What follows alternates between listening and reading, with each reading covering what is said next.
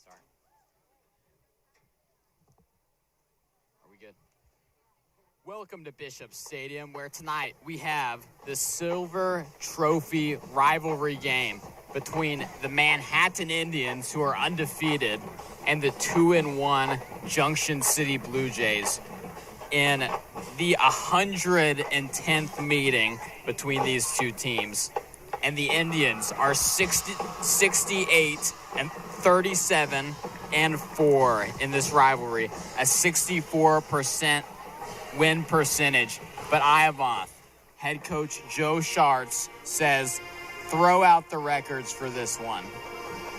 And tell me a little bit about the Indians in the first few games here. Yeah, last week they had a really close game against Hayes. They won 10-8, very low scoring, but it showed that they can really pull through in the close games, which may be a help tonight against JC. Now, Manhattan has won the last 4 meetings against Junction City, and last year, a huge blowout win in Junction City, 52-0. And the last time that the game resulted in a shutout was in 1995 when Lou Lane was the head coach. And place your hands over your hearts and sing along as we honor our veterans, active military, and our great nation with the playing of our national anthem. Tonight, the Star Spangled Banner will be performed by the MHS Big Blue Marching Band under the direction of Dr. Joel Giddle, Director of Bands at Manhattan High School. Our colors are presented by the Color Guard from American Legion Post 17, represented tonight by Commander Dave Horner, Mason Lutz, Marvin Ketterer, Chris Dunham, and Matt Guerini.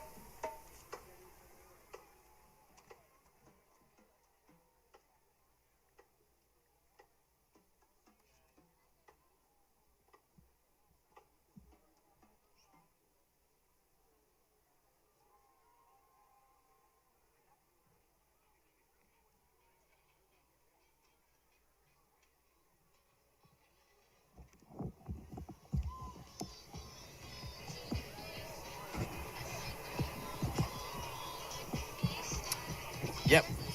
Iovanth, we're getting even closer to kickoff. Under 13 minutes to go until this Silver Trophy rivalry game kicks off between Junction City and Manhattan. You already see that inflatable helmet out on the side of the field by the locker room and the beautiful video board that we have gotten to enjoy so far this season.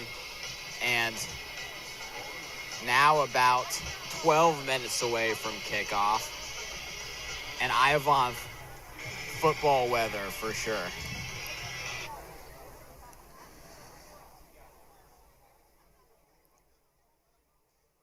$79 degrees right now. Yeah, it looks like it's going to be a clear, beautiful night and a great night for football, as it's going to reach about 76, 77 degrees throughout the game. It's going to cool down to about 70 degrees in the end. Yeah, this might be the warmest it's been to kick off a game. I can't really confirm that, but just by what I've felt so far this season. But at 8 o'clock, which should be around the time that the second half starts, it'll be 74. So it'll just keep getting even more pleasant. So a lot of people here are wearing short sleeves. I prefer wearing a hoodie, but that's just me, as we have the cheerleaders getting us ready for kickoff. The players have not yet entered the inflatable helmet, but they will in a sec. And we have students lined up with those cheerleaders to make a path for this team to run through in just a few minutes here.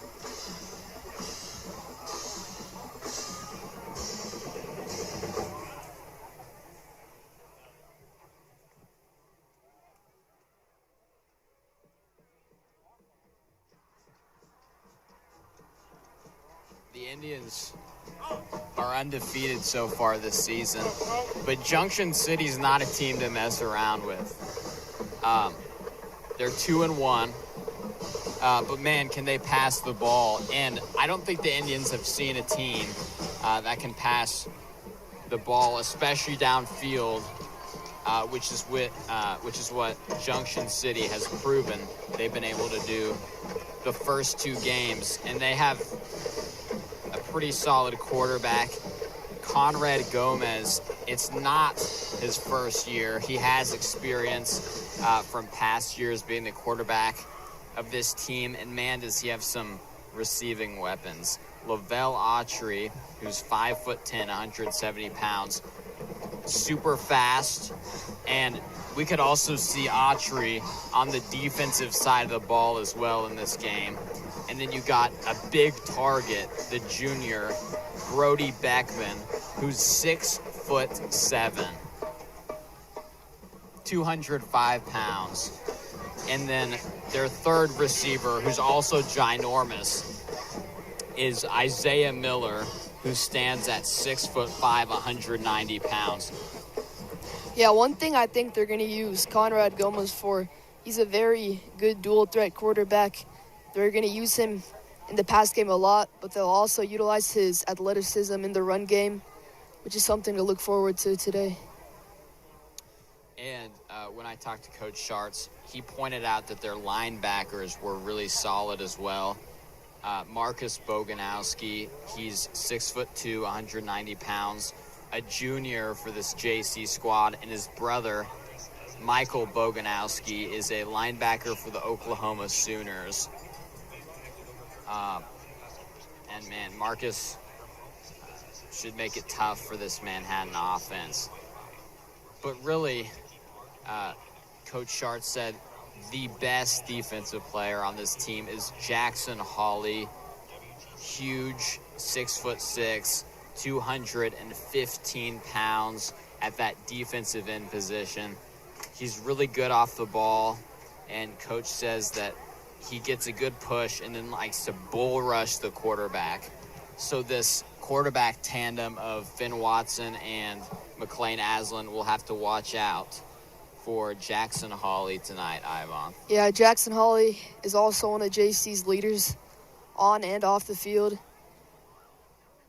And he is going to be one of the keys to this JC defense today.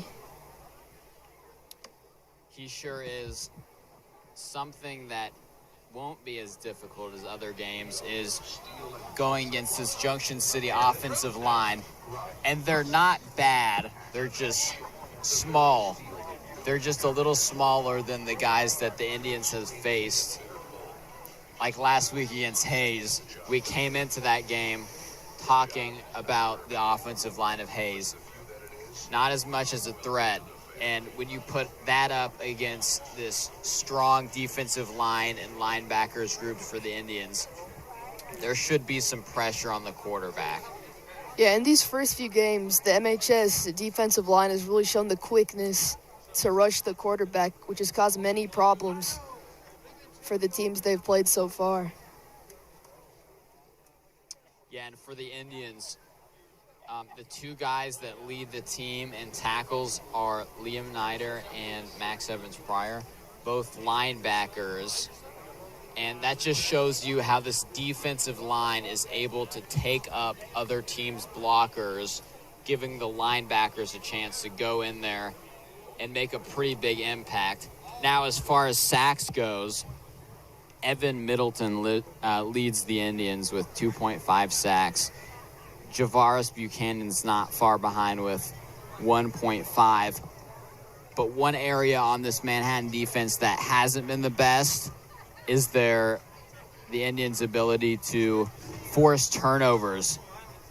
The Indians have lost the turnover battle in all 3 games so far.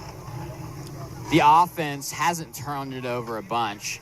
They've turned it over a few times, but forcing turnovers will be very important for the Manhattan defense today. We can see the smoke rising from around the inflatable helmet as the Manhattan Indians jog into the helmet and the motorcycles roar. And here come the Indians as they rush out of the helmet for the Silver Trophy rivalry.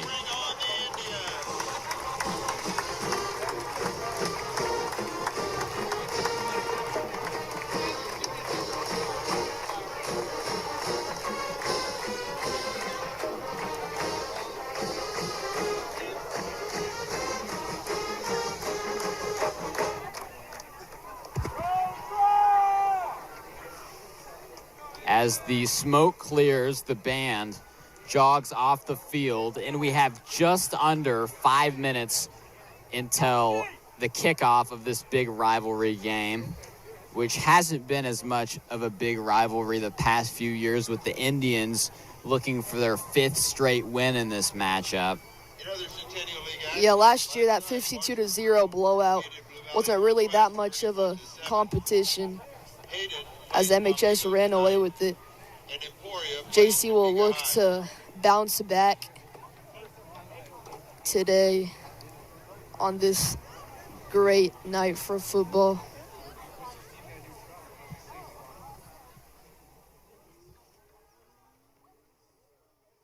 Four minutes until kickoff.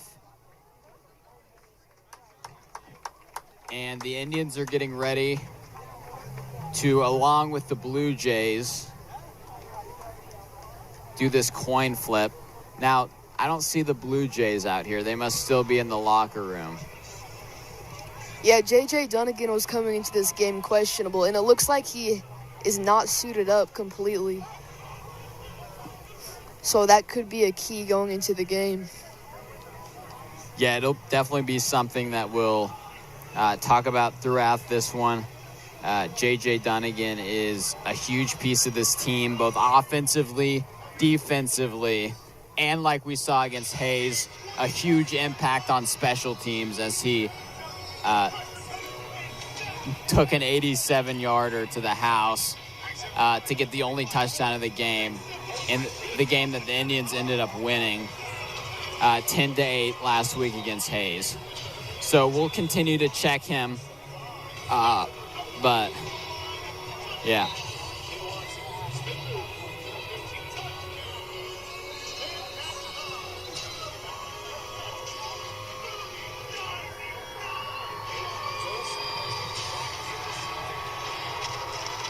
And we have a pretty good crowd here on the Junction City side.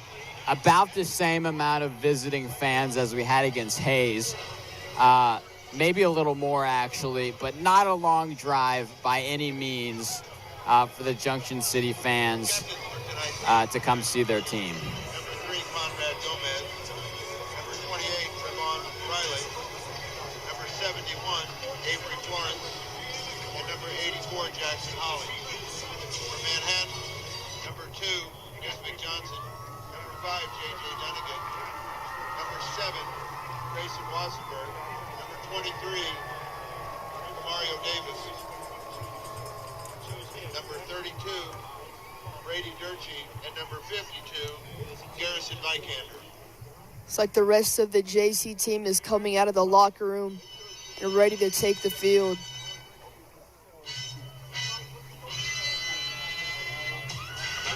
We have a minute 30 to go before kickoff as the Junction City Blue Jays have ran onto the field here, receiving boos from the Manhattan side, but quite a bit of cheering from this Junction City fan base that has a pretty good showing tonight, Ivan. Yeah, one thing that will really affect this game is the momentum, and the fans may play into the momentum in this game, especially the explosive plays that we saw last week may be the deciding factor in this game. Mike Pickler, Larry Myers, and Jacob Schroeder.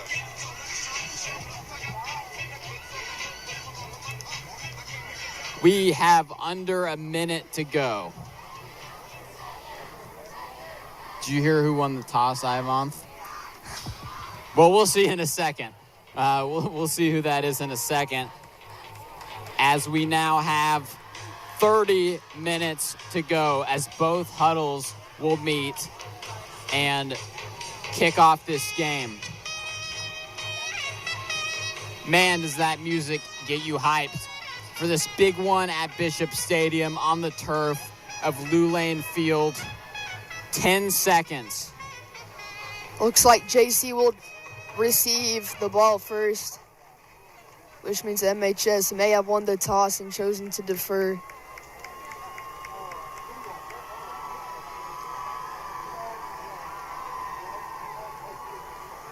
And Prescott Balderson, the kicker for the Indians, will put it on the tee.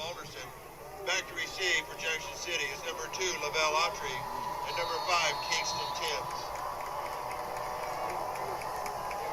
And Prescott Balderson will kick off the Silver Trophy rivalry. And here we go. Low kick rolls to the 15, fielded, and number 5 for Junction City will take it. Kingston Timms tried to get the outside, but was pushed out of bounds, giving JC okay field position right around the 35. Gets out across the 30-yard line. He's tackled there by number 32, Brady Durchie. Run out of bounds at the 32-yard line. Junction City will start 1st and 10 from their 32. And we are getting our first look at the Manhattan defense right now, who gives up just 9 points per game. But keep in mind, the starters for Manhattan have only given up 15 points total. There's been some points given up in garbage time, but this squad has done great so far this season as the ball carrier is wrapped up around the 30. As that's Aaron Woods getting the carry, but wrapped up by the quick MHS defense. Gets met by a host of Indians at the line of scrimmage. No gain on the play. Brings up 2nd and 10 from the 32. This Manhattan defense can swarm your running backs in a hurry. Just a very connected, stout defense that has proved as one of the strongest parts of the Indians so far this season, as we're a little under a minute into this game. And another rushing play. And the ball carrier is taken down right at the line of scrimmage. A good tackle by number 33 for the Indians, Brady Durchie. Yeah, there was at least 4 MHS defenders unblocked, swarming Aaron Woods on the last play. So 2 plays in, Junction City has lost 2 yards, and it's 3rd and 12 from the Junction City 30-yard line here about a minute and a half into this rivalry game. And that'll be incomplete. Conrad Gomez couldn't connect with his receiver, number 12, Brody Beckman, sorry. Pass attempt there from number 3, Conrad Gomez, intended for number 12, Brody Beckman. Falls incomplete, defended on the play by number 22, Max Evans Pryor. Incompletion brings up 4th and 12 from the 30. And just like that, here's the Blue Jays punting unit. Back to punt is number 5, Kingston Timms. Back to return from Manhattan is number 6, Jamarcus Moore. And to return this one is former Junction City wide receiver Jamarcus Fornes. As the snap is fumbled around, eventually the punter gets it off, but it'll bounce to about the 30, and inside the 30 it'll go to about the 25, where the Indians will start their first offensive drive of the game. Good job of getting that punt away under pressure. The ball rolls dead back at the Manhattan 25-yard line.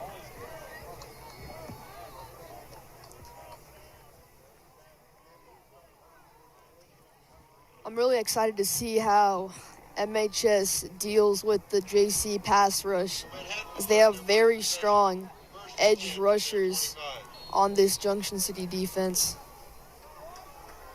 Finn Watson's in the game at quarterback. Here's the snap, handoff. Number 10, E.J. Massenberg is met immediately and pushed back behind the 20. Ball carries number 10, Manhattan E.J. Massenberg. Tackle for a loss by number 8, Khalil Walker. As the quick JC edge rushers get to the MHS offense quick on that first play.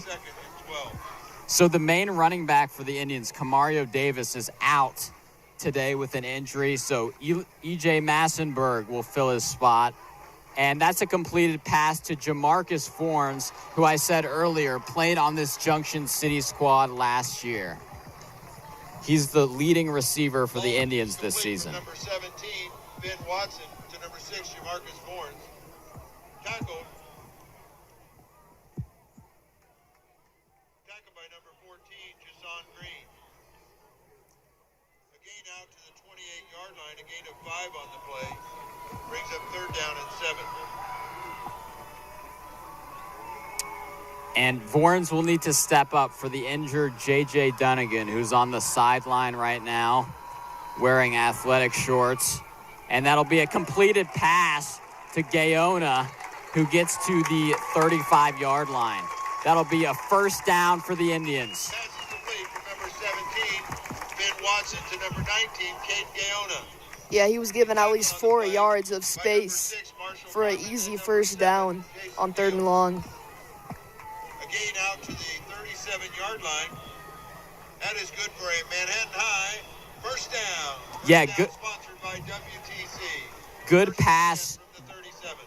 Good pass as well by Finn Watson there. He's been, out of the 2 quarterbacks, definitely the guy that's passed the most. 341 yards going into this game and 3 touchdowns passing on the season so far. And that'll be a keeper for Watson. Ball carries number 17, Ben Watson, gets good yardage through the left side. He's tackled by number 4, Marcus Boganowski. Both The tackle teams there. have- Across the 43-yard line, so gain a little more than 6, brings up 2nd and 4. Yeah, the tackle was by Marcus Boganowski, whose brother, Michael Boganowski, plays on the Oklahoma Sooners football team as a linebacker. E.J. Massenberg gets loose. He's still on his feet, pushed out around the 22-yard line. And number 10, E.J. Massenberg breaks through at the line of scrimmage, gets excellent yards down close. Finally for tackle by number 6, Marshall Carmen. E.J. Massenberg using his shiftiness to get through the JC defense for a gain. For a gain of 31. If Camario Davis brings the thunder to this offense, That first down, sponsored by WTC. if Camario Davis brings the thunder to this offense, then E.J. Massenberg brings the lightning. He's quick, he's small, but he's really shifty. He stands at just 5'7", but he's very hard to tackle as Finn Watson pushes his way to the 20.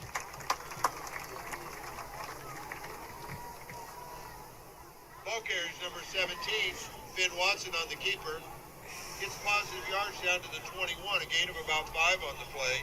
He's tackled by number 6, Marshall Carmen. Brings up 2nd and 5 from the 21. Hatem Alali will come in the game at wide receiver. He's lined up on the left. Jamarcus Vorns is lined up on the far right as Massenberg joins Watson in the backfield. Watson takes it, pushes it inside the 15-yard line. Yeah, one thing that will be crucial in this game is limiting the red zone possessions to field goals for both of these defenses. If they can limit the touchdowns to field goals, that would be huge to win this game.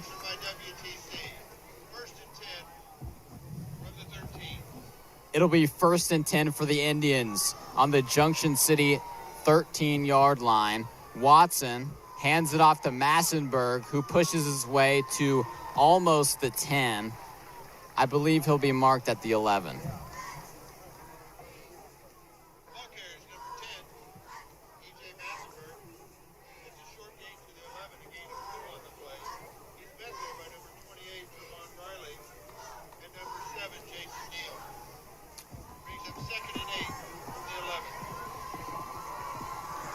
Yeah, the Indians are just marching their way downfield. No penalties so far in this game. That was a huge thing in the game against Hayes.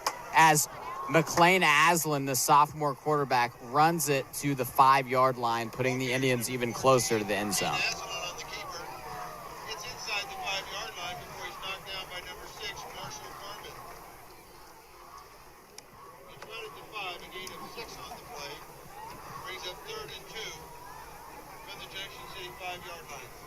Yeah, Ivan, Javaris Buchanan just entered the game to add another big body into that line. So they really have the blockers out. I'd expect them to run Aslan here. Or they'll actually run Massenberg, pushing his way, and he will be just short of the goal line. So it looks like he will be marked at the 1-yard line, couldn't quite get in. All that mattered is that they picked up the first down.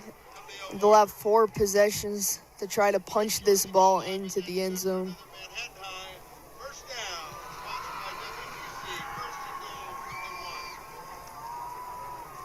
There is 5 minutes left to go in the first quarter of play as Aslan will get in the end zone.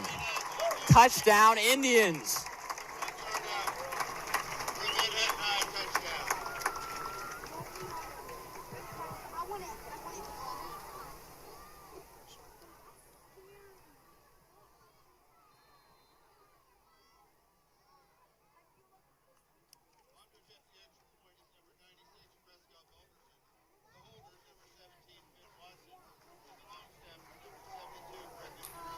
Brecken, Chris Funk will snap the ball to Watson, and then Balderson will be the kicker here, and it'll go in. 7-0 is the lead for the Indians.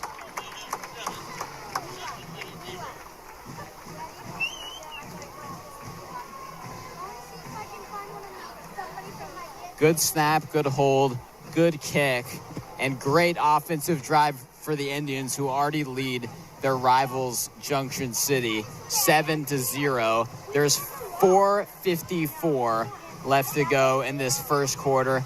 Manhattan's already up after a really impressive defensive stand. We'll see if the defense can do the same thing on this coming drive. What did you see on that drive for the Indians, Ivan? Yeah, I saw that they ran the ball a lot more on that drive with good blocking on the outside, not allowing the edge rushers for JC to get to the running back quickly.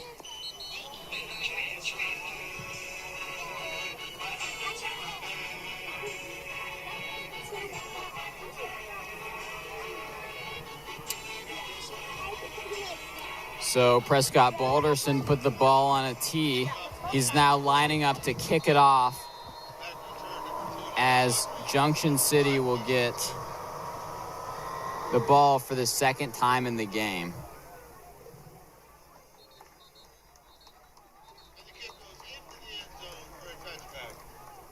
Touchback. And Junction City will see what they can get cooking so far. Now Junction City on offense averages 28 points per game, while the Manhattan defense gives up just 9 points per game, and only 15 points total have been given up this season by the starters. A lot of the points mentioned in the average have been in garbage time. These linebackers have been really great for the Indians. Really everywhere has been strong. As Junction City nearly gets a first down, just a few yards short on a catch and run as they go out of bounds there. Pass is complete there from number 3, Conrad Gomez, to number 2, Lavelle Autry. A gain of 7 on the play. Tackled by number 32, Brady Durchie. The Blue Jays like to pass the ball, especially with their depth. That receiver, immediate tackle by Max Evans Pryor, and that'll be a tackle for a loss for the junior. Yeah, Max Evans Pryor is one of the keys to this MHS defense, which contributes to their speed up front, which really affected Hayes last week and seems to be affecting JC early in this game. Ball carries tackled for a loss back at the 24-yard line. Brings up 3rd and 6 from the 24. Yeah, Max Evans Pryor there with the cowboy collar. And he's really, really stepped up throughout this season. Gomez passes to the right side, complete. Autry will get the first down. Complete from number 3, Conrad Gomez, to number 2, Lavelle Autry. Made good yardage, tackled immediately by number 24, Michael Ham. Gets out to the 31-yard line for a gain of 7. That's good for a first down for Junction City. 1st and 10 from their 31. Yeah, Autry, who's also on the Junction City basketball team, was defended there by Michael Ham. That one will overthrow Autry, and it'll now be 2nd down.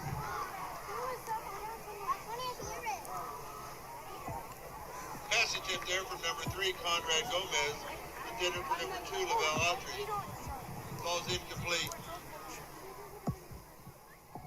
Gomez released that ball a little earlier than he wanted to. He was pressured very quick, which may affect his deep ball today.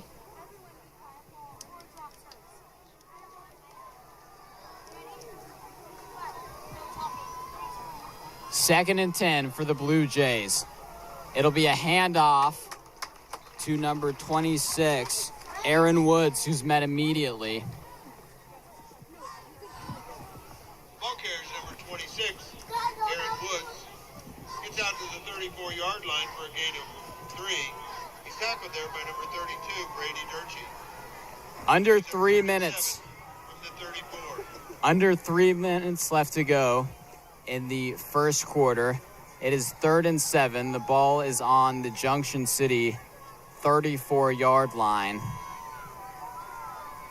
And shotgun formation, fake handoff. Conrad will get intercepted by not Max Evans Pryor. That'll be number 32, Durchie. Carlos Gomez is intercepted by Brady Durchie. Intercepted at the 42-yard line. He's tackled there by number 12, Yeah, Gomez had Autry wide open, but underthrew him, giving an opportunity for Dershey to intercept that ball and swing the momentum again to the Indian side. Manhattan will start first and 10 from their 42-yard line. Yeah, what an interception by Brady Derchey there. Now, the last 3 games, the Indians have lost the turnover battle, but now that gets them closer to trying to win it, which is one of the goals for this team going into this week. As the pass is completed to Vorns on the right side, a gain of, I think, 4.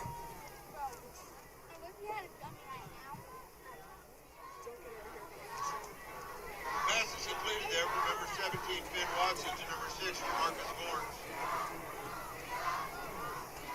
Tackled immediately at the 48-yard line. A gain of 6 on the play. Brings him 2nd and 4. Okay, it is 2nd and 4 for the Manhattan offense, who scored a touchdown on their last drive. Finn Watson's in the game, the senior quarterback, who pushes for the Indians' first down.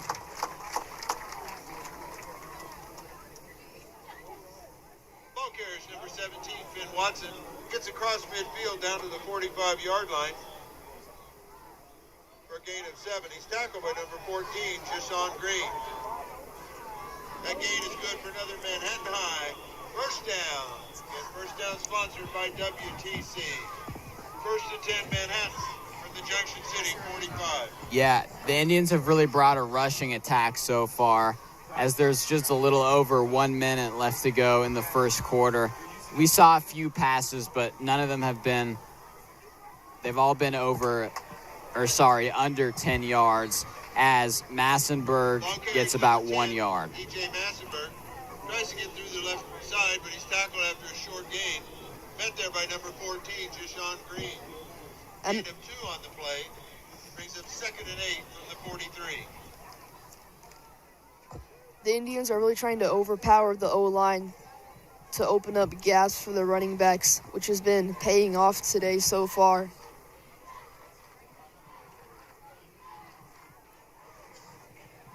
"30 seconds left in the first quarter, 2nd and 8.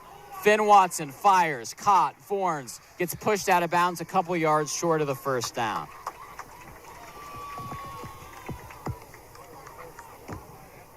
Pass is completed there from number 17, Finn Watson, to number 6, Marcus Vorns.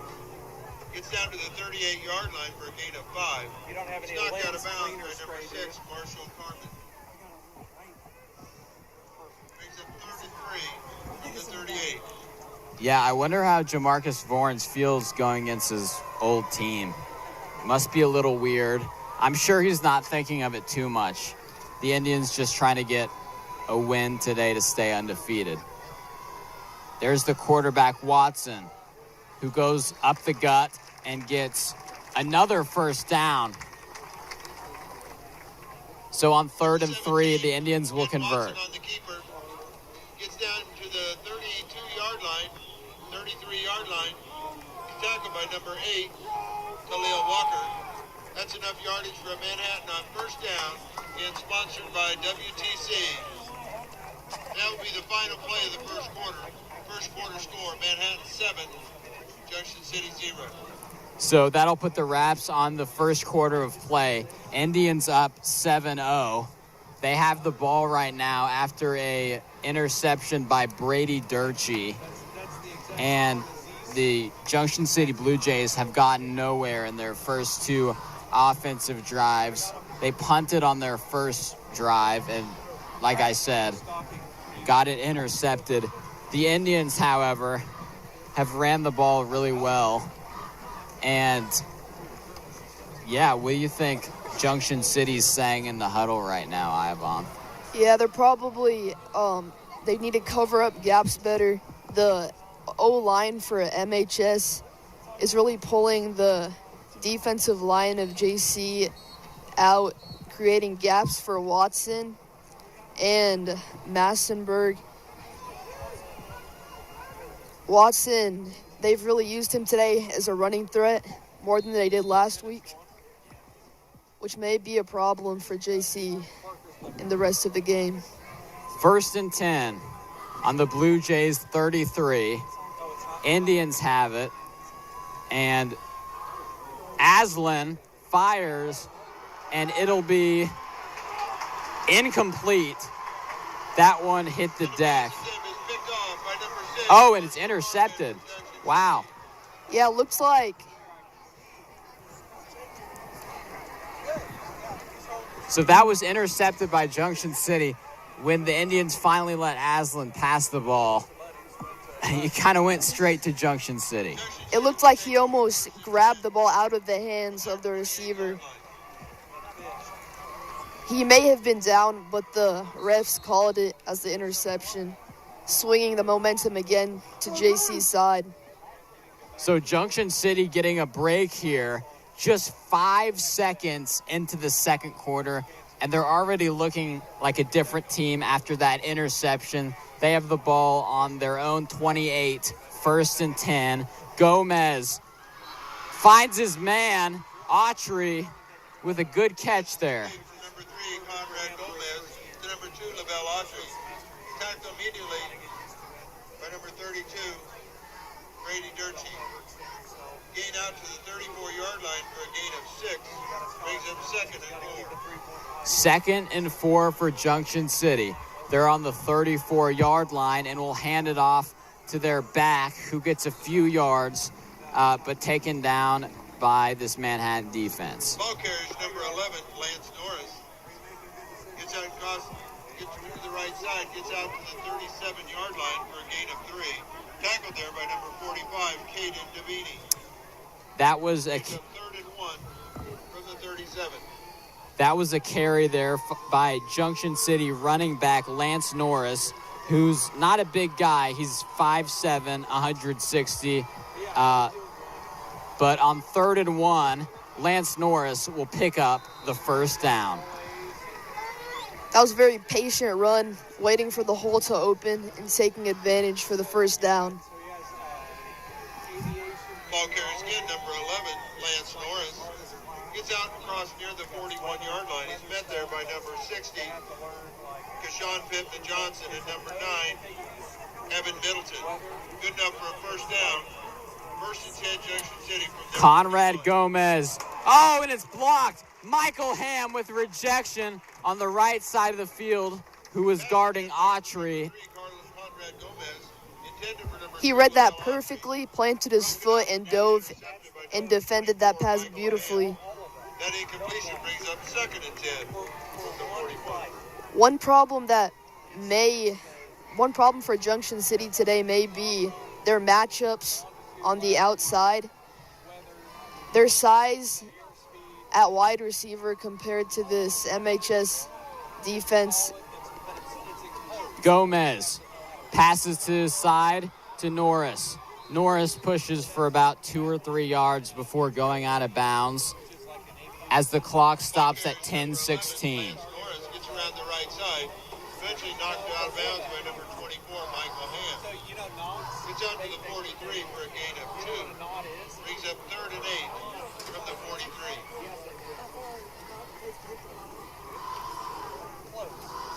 So now with 8 yards to go, it'll be 3rd and long for Junction City. I'd like to see whether they pass or run here. They've had a few good passes, but running has been the thing they've done the most in this drive, as there'll be a flag on the field, the first of the game. Number 11, Lance Norris on the carry. Tackled immediately by number 45, Caden Davini, but there is a flag on the play. Right, so you would throw that thing overboard every hour, and you would count the knots in a time frame.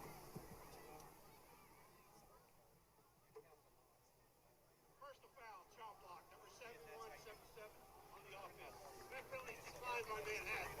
Brings up 4th down. So the penalty will be declined by Manhattan. That was a penalty. The loss of 1 on the play brings up 4th and 9 from the 42. Junction City is in punt formation. Number 5, King It's 4th and 9. Returning from Manhattan, number 6, Jamarcus Vorns. Jamarcus Forens will be back to return again. This one bounces to the 10 and inside the 10 to the 6-yard line. And the ball is down back at the Manhattan 6-yard line. Yeah, he waited at least 4 seconds to punt that ball, allowing the offense or the punting team 2-yard punt to get down the field, by Kingston 10. not letting Vorns have a chance to receive that ball, giving them very bad field position inside the 10.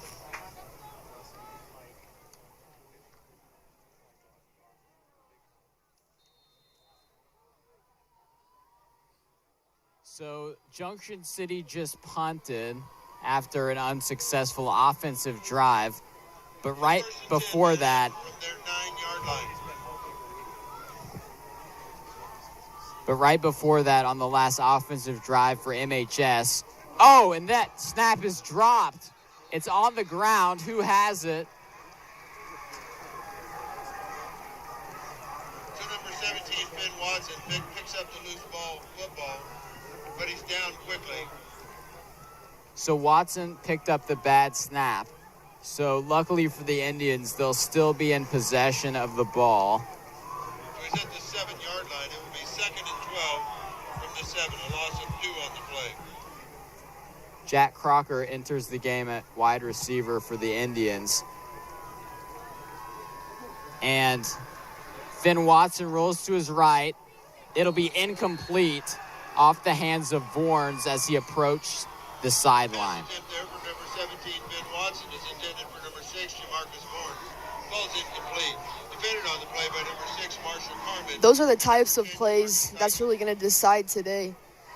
Those short 5-6 yard passes that are dropped could be huge Alan Hoffman. in the result of that Alan drive. Hoffman wins the right to attempt a field goal at halftime from the Community First National Bank Kick for Cash. Thank you for supporting the Big Blue Marching Band. 3rd and 12. Watson alone in the backfield will run it himself. Gains a few, but is down way short of the marker. So the Indians will bring on their punt team here. This Junction City fan base is really starting to get loud and excited Tackle quickly by as the number 4, momentum may Marcus be starting to Boganowski. swing to JC's favor Tackle at the late 9-yard line, a gain of 2. in this first Brings up half. 4th and 10. The punter is number 52, Garrison Vikander. Back to return is number 2, Lavelle Autry. Vikander to punt with 8:30 left in the first half. And Lavelle Autry is deep to return. The punt will bounce and stop around the 46-yard line. And the punt is 47 down at the to be Manhattan specific. 47-yard line.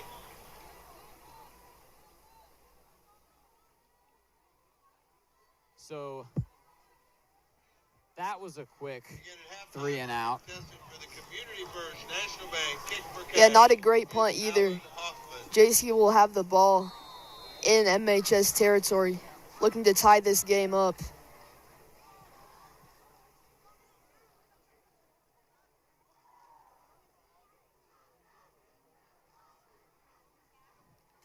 Junction City is known for their deep ball, and we have not seen a ton of that tonight. I'd be curious to see if we'll see it on this drive. Swarmed and taken down by Vikander. That's number 26, Aaron Woods. Tackled in the backfield by number 52, Garrison Vikander. A loss back to the 49, a loss of 4 on the play. Brings up 2nd and 14. The JC run game has not been able to get going. Every time they get past the D-line, they just run into a brick wall of linebackers.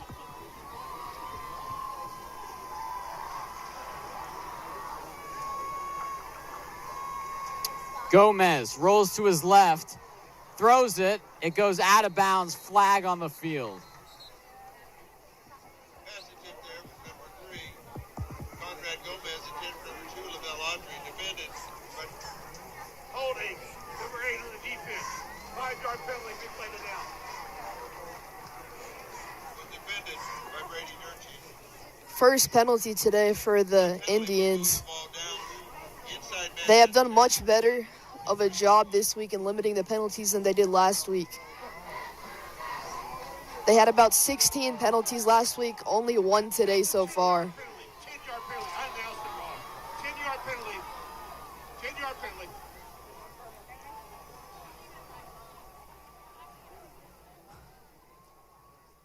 .733 to go.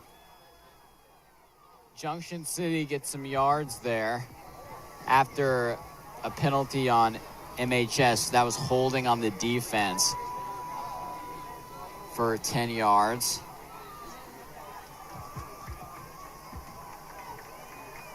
Missed opportunities because of penalties was the biggest area of improvement that Coach Schartz wanted to stress to his team going into this game. Norris will be just short of the first down.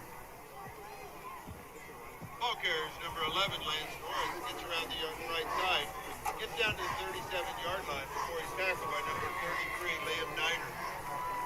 But it'll actually move the chains, it looks like.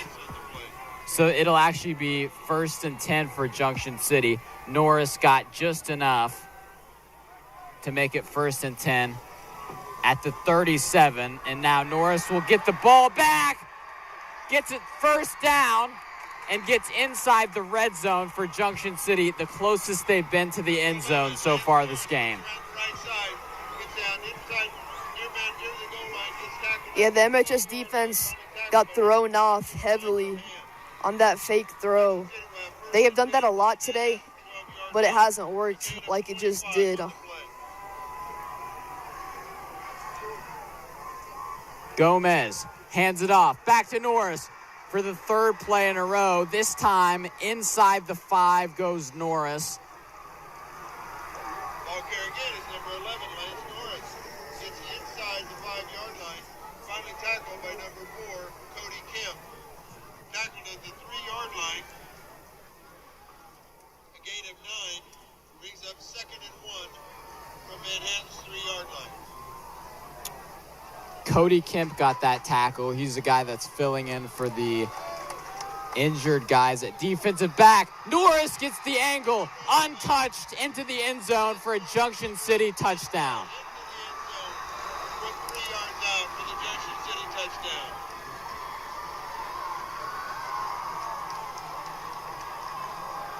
Three-yard touchdown for Lance Norris puts Junction City on the board as they set up their 1-point conversion attempt with just under 6 minutes left in the half.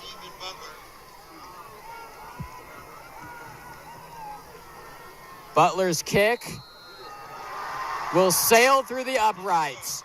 The game is now tied 7-7. This JC fan base is on their feet and roaring. And the MHS defense walks to the sideline looking disappointed. Junction City has brought a pretty nice crowd here. Now, they didn't have to travel far, but they definitely have a section currently with just under 6 minutes left to go in the game. Score knotted up at 7. The Indians are going to try to score here, and they have plenty of time. But the question is, will they give enough time for Junction City to respond if they do drive down the field and score? Yeah, neither team has used a timeout yet today. So if it comes down to the quick 1 minute, 2 minute drives, they might have a really good chance of scoring. So the time may be a really big factor going into the end of this first half. So on their last offensive drive, the Indians punted, giving Junction City the ball, and they drove it down the field. Number 11, for them, Lance Norris, had a great drive and capped it off with the touchdown, didn't he? Yeah. Kicking off is number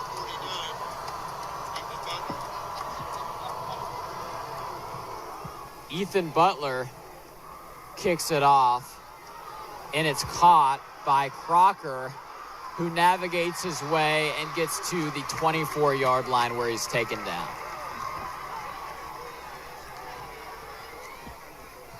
Yeah, since the first drive for MHS, they have gone dormant. They threw an interception, and then they punted on a 3-and-out on their last possession.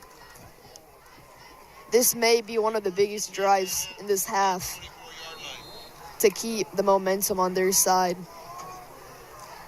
Sophomore quarterback McLean Aslan in the game with junior running back E.J. Massenberg to his left. Low snap, Aslan takes it, and he's taken down.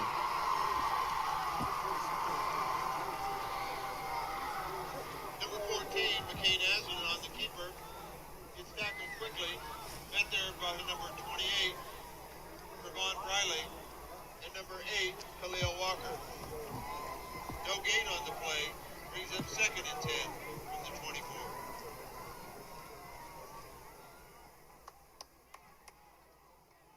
This defensive line and linebacker group is really good for Junction City. Don't count them out as Jamarcus Vorns loses yards on the play. Pass is complete out to the side from number 14, McLean Aslan, to number 6, Jamarcus Vorns. Tackled quickly by number 10, Jamarcus Tyson.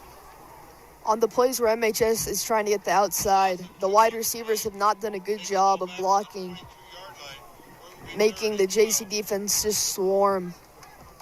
And now the more experienced quarterback, Finn Watson, in the game for this 3rd and 12 play from the Indians' 22-yard line with 4:30 left to go in the half. Handoff to Massenberg. He's still on his feet, and he'll get the Indians' first down, moving the chains. And number 10, E.J. Massenberg breaks through the right side. Gets good yardage out to the 40. Eventually tackled by number 5, Kingston Tibbs, and number 6, Marshall Carmen. That is absolutely huge for the Indians, not giving another possession to JC, but instead moving the chains for another first down.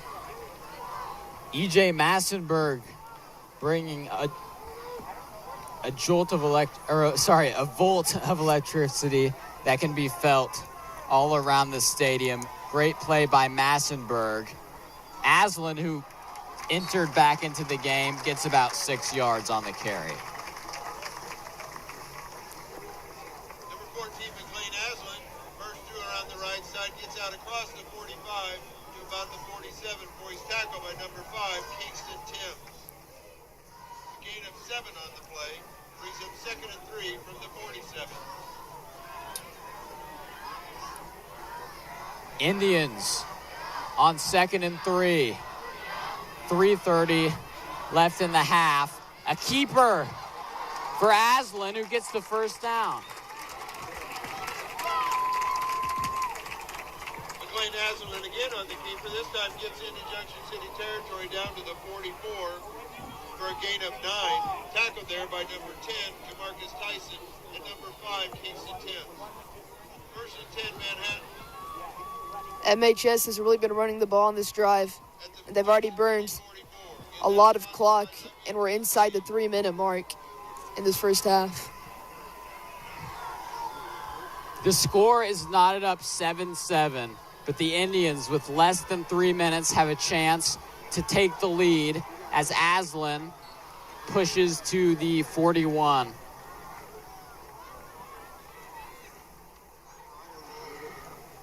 Number 14, McLean Aslan keeps the ball again.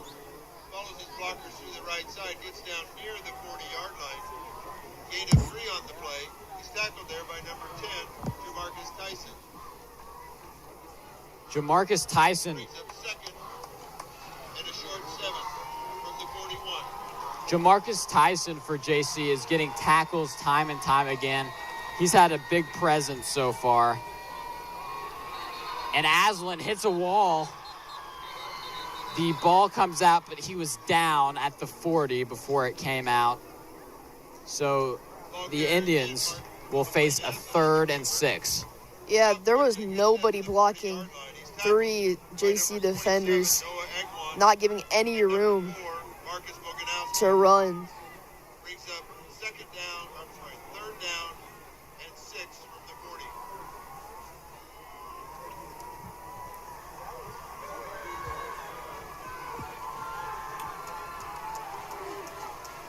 One minute and 30 seconds to go in the half.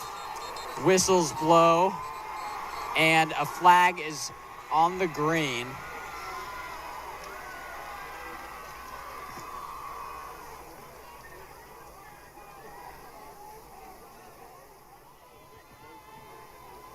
Awaiting the call from the referee as the clock is stopped at 1:28 left in the half.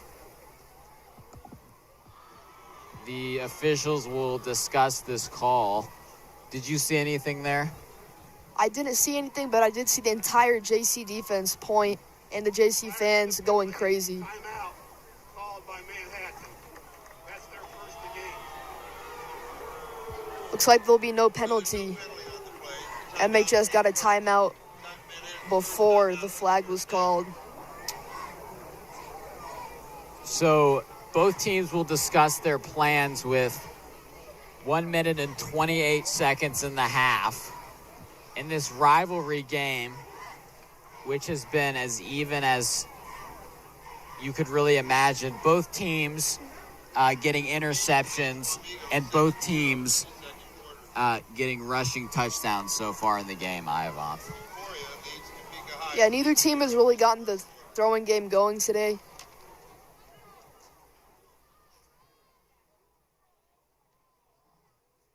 Both teams have really been running the ball and burning the clock a lot in this first half.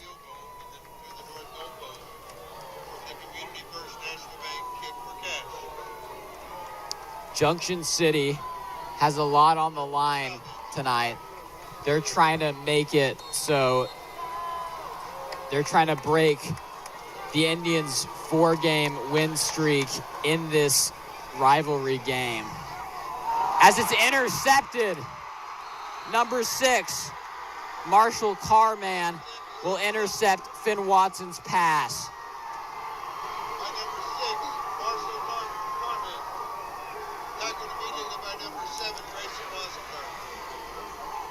That is huge.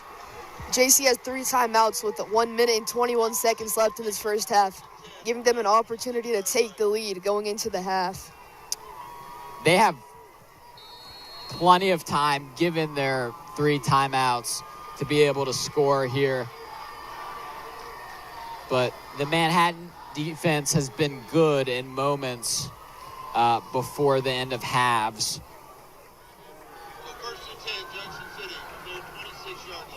In the game last week against Hayes had a chance to score before half, but the Indians stopped them. As it'll be incomplete, Autry had his hands on it, but there'll be a flag to the dismay of many Manhattan High fans. Yeah, this may be a late hit on the defense, bailing out JC again.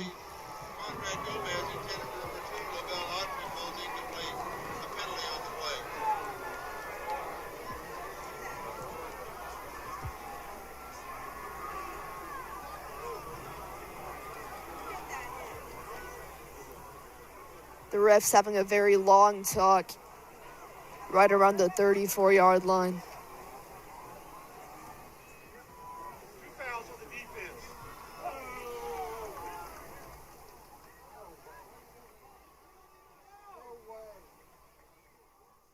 Holding defense. That penalty's declined.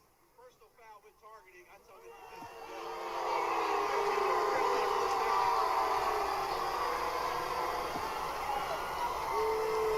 So that'll be a targeting penalty on the defense. That's huge. Indians fan base over here not happy at all. But that gives another energy boost. Yeah, one key point in this game is going to be momentum, which it has been in this first half. And giving the momentum to JC in the end of this first half will be huge in this game. $1:14 left on the clock. Junction City on the 41-yard line. It'll be a handoff to Norris.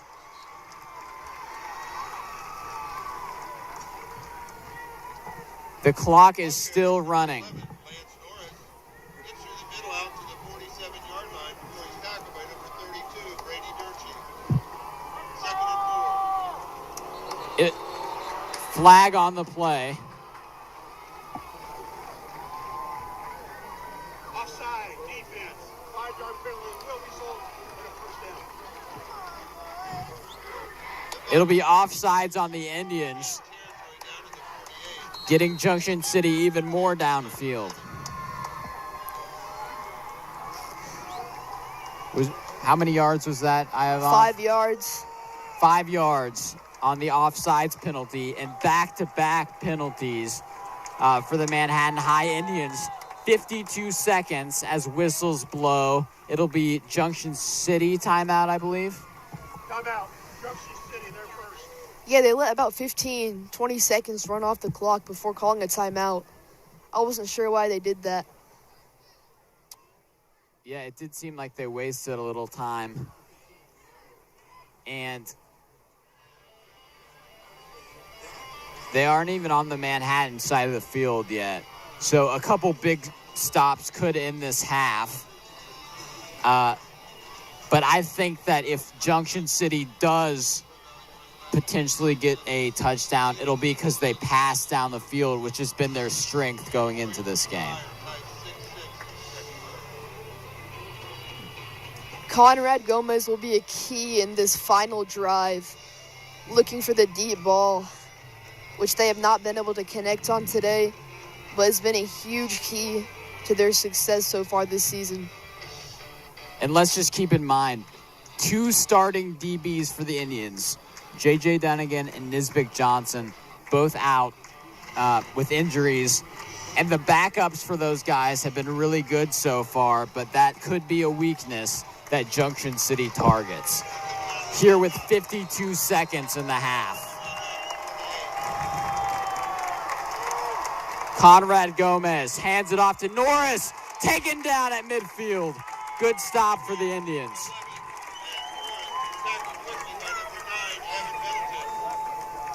Clock. The clock will continue to run. 32 seconds.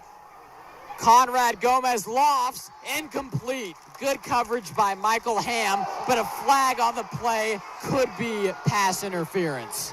That was a very late flag. Yeah, the referee had time to think about that and then threw out the yellow hanky there. MHS fans not happy at all with that late flag.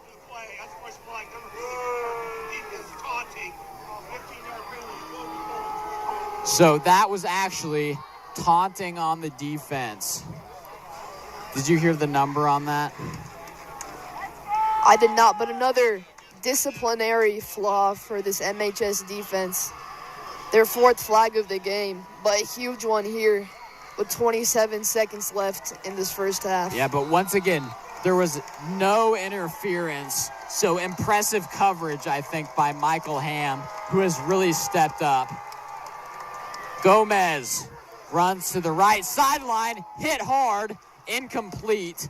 Couldn't quite find Lavelle Autry on the pass as he went towards the Junction City sideline.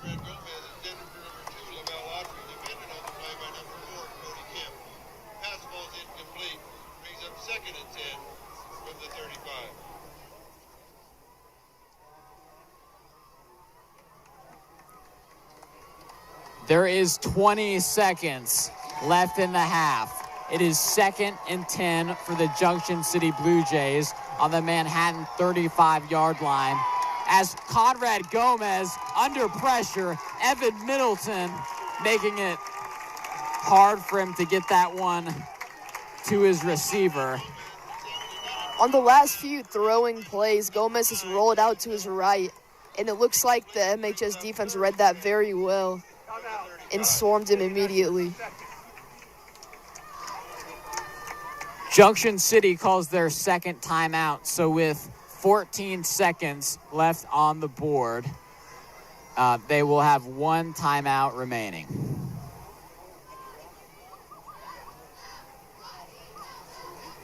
And the ball still sits on the 35, Ivanov.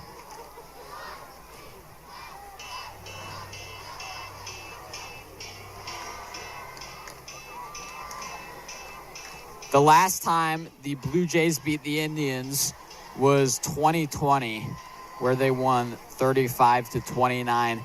Coach Joe Schartz is 11-5 against Junction City since he's been the head coach of the Manhattan football team.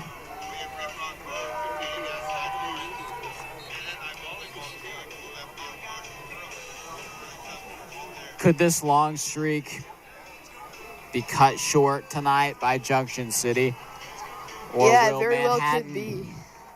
shape up here in the remaining half of the game?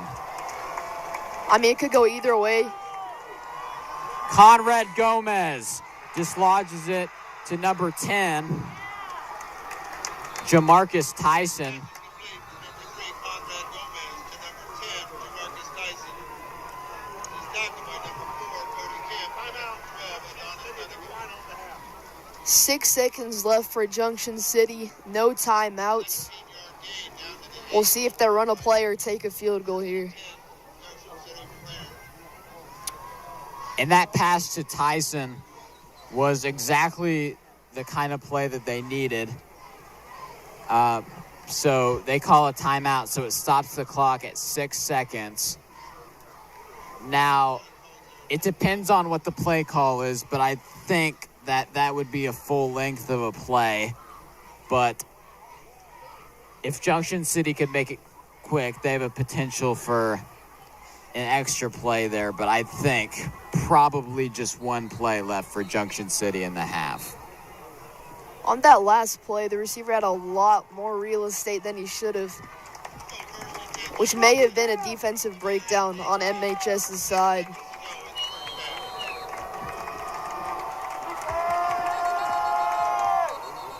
Whistles blow.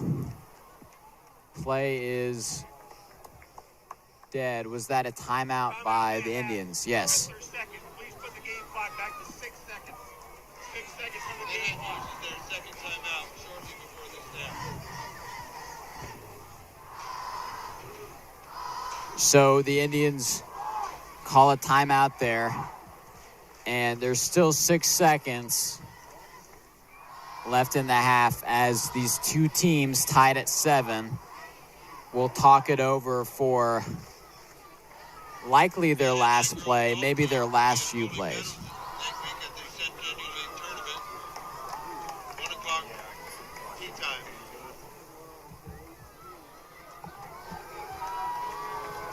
Boys soccer team will be in Junction City on Tuesday.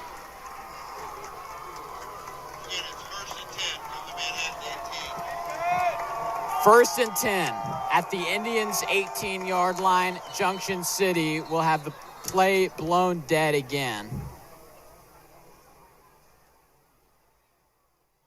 reset the game clock. 6 seconds. 6 seconds. Ball had not been blown ready for play yet. Some technical difficulties in the clock. Delays the last play of this first half.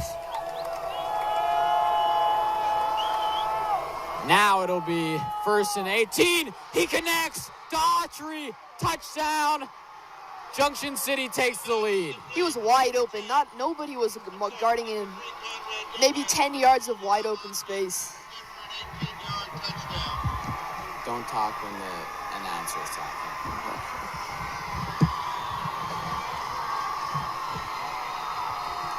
And the Junction City fans are going absolutely bananas.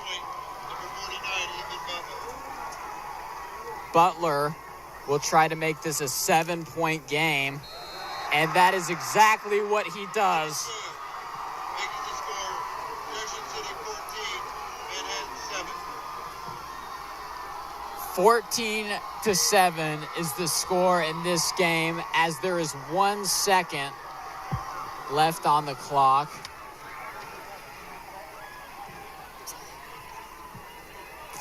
he score? Wait, did he score?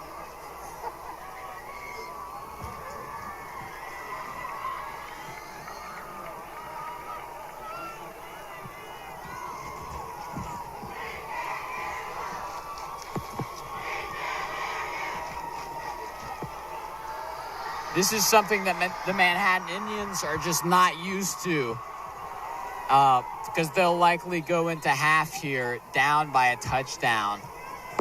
And I really sure hope that the Indians team here did not overlook this matchup, because again, there was a big shutout, blowout, whatever you want to call it, last year when the Indians won 52-0. But this is a different Junction City team. You can see how they can attack through the air with a terrific connection between Conrad and his top receiver, Lavelle Autry. Here's Butler's kick. And fielded by Evans Pryor as the last second will tick off the clock. And this game will go to halftime. The momentum is clearly on JC's side going into halftime. Their fans are on their feet and screaming. So the score at half will be 14-7.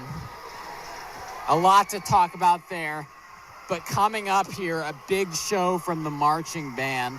We hope that you'll stay and stay tuned for this.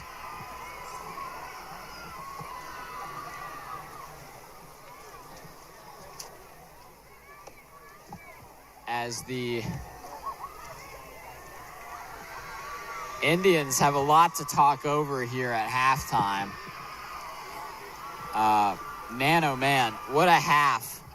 Yeah, that last drive, those few penalties, especially that taunting call, may have been a huge reason on why JC scored. Ladies and gentlemen, and we'll stop talking for this half as we will see a great show by the marching band. I'm Lane Lewison. And I'm Ivan Natarajan. We'll see you in the second half. The lucky winner of tonight's raffle ticket drawing is Alan Hoffman. Alan will attempt to kick an extra point from the 10-yard line to win $750 cash from community.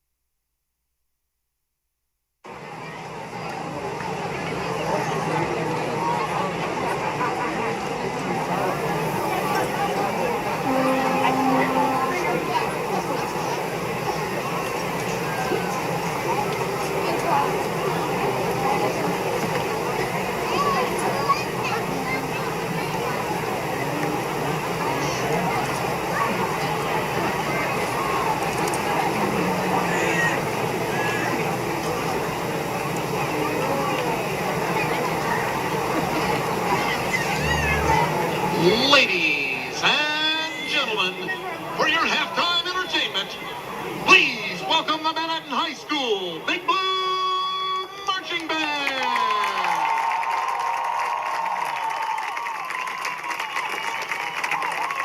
Tonight, the Big Blue Marching Band will perform their 2025 festival show. In their performance, the band pays tribute to the heroic men and women who have served and are serving in our U.S. military. These true patriots protect and provide our everyday freedoms and continue to be an inspiration to all Americans. If you have served or are serving today, when you hear your military branch song played, we ask that you please stand and be recognized for your service. We will conclude our show with a tribute to those who have given the ultimate sacrifice for our nation, our fallen soldiers. Is the band ready?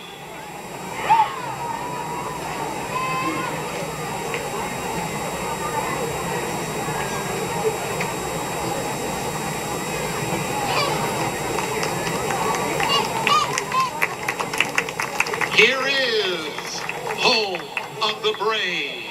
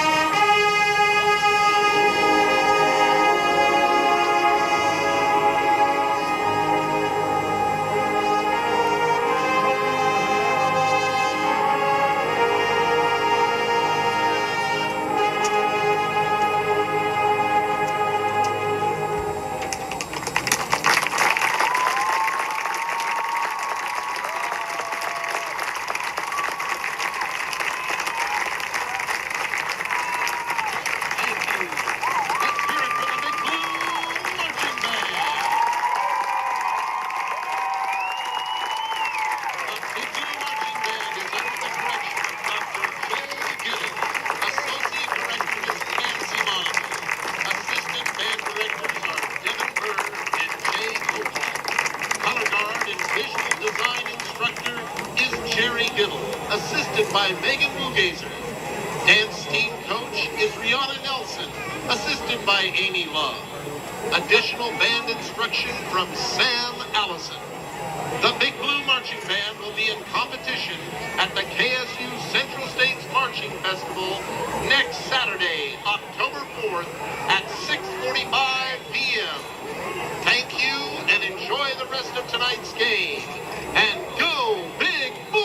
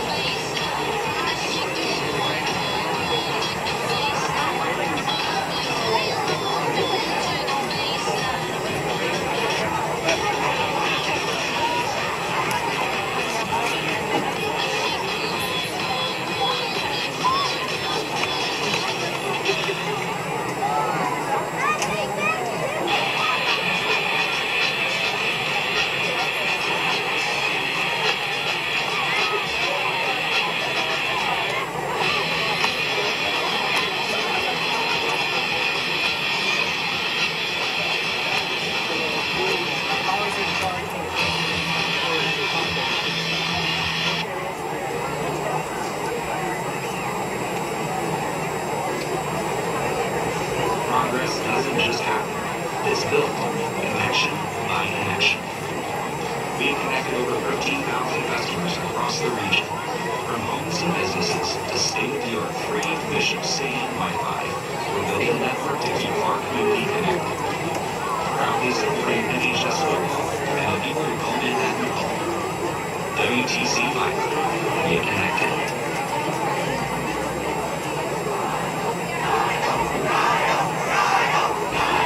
We are Steel and Pipe Supply. We lift, cut, run, process, move, pack, and ship the very steel that builds America.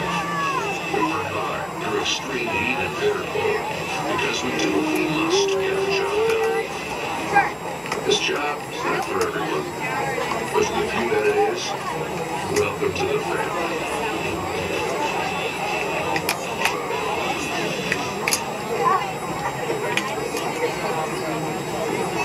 Briggs Auto Group, locally owned and operated since 1979. I'm Mitch Holmes, and we're proud to be your trusted dealership, standing by fair and transparent pricing with no surprise fees. Our sales professionals are trained and focused on helping you find the right vehicle. And with our exclusive VIP service, you'll experience first-class care before and after the sale. We're proud to be your dealer of choice. Come see us at Briggs Auto, where trust matters and our customers are number one.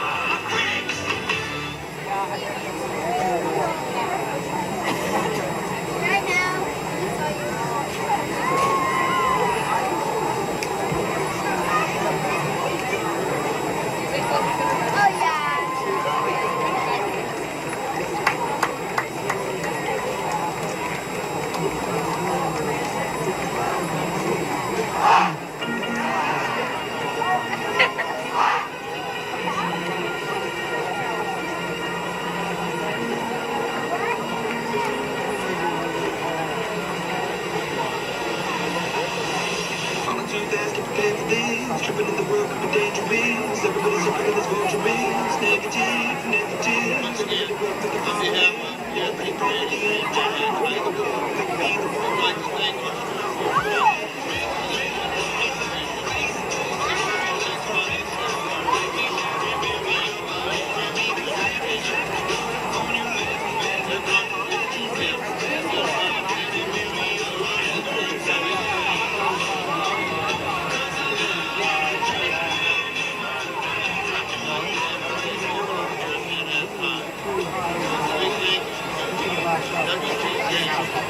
Steel and Pipe, Pepsi, Howie, Briggs, and OSSC. Big thanks for gratitude at that time.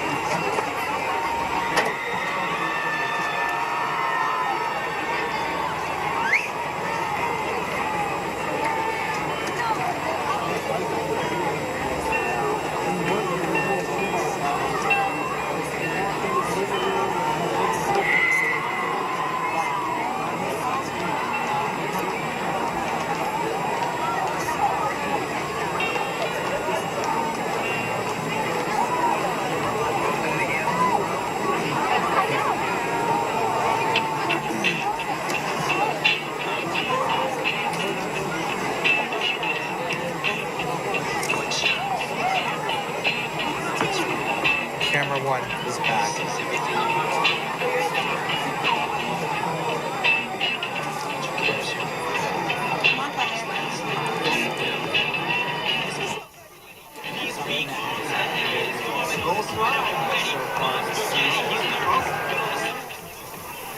But man, oh man, this half will show us a lot about who this Manhattan Indians team is, because there's some adversity right now. And I got to tell you, I think this game would be a lot different if guys like Camario Davis and J.J. Dunnigan, who are injured right now for the Indians, were playing in this game. Yeah, in the end of the first half, it seemed like they had 2-3 penalties on the last few drives, which was a bit of a problem just in the end. But overall, for both teams, it wasn't a very handsy game. But that might be something to look for in the second half.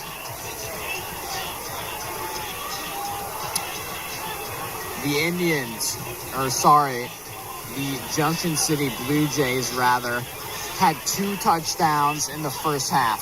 The first one was a rushing touchdown for Norris, and the second touchdown to put them up with seconds to go in the half was a touchdown catch by Lavelle Autry, who's been quarterback Conrad Gomez's #1 target throughout this entire game.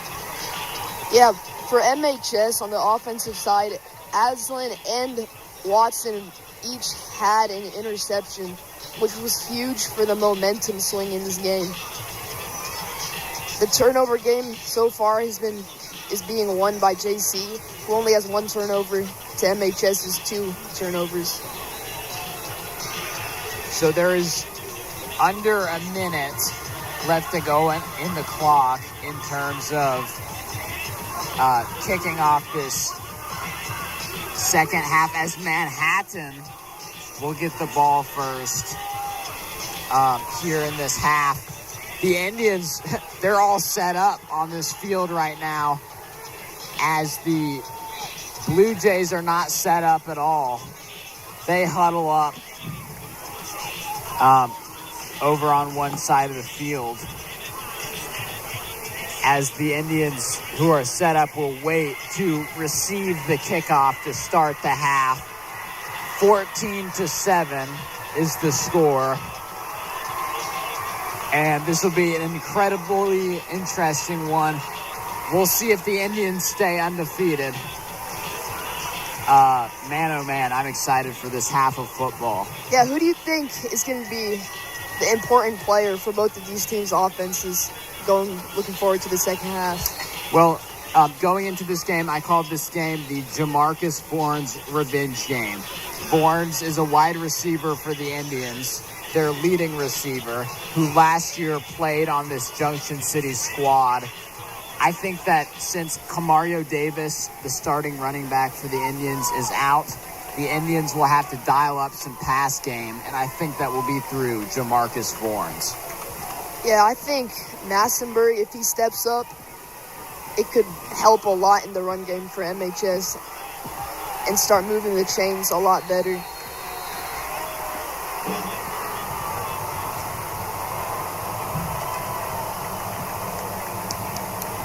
Ethan Butler will kick off the second half for Junction City. And we're underway. Score is 14-7, fielded, and the Manhattan returner pushed it to the 30.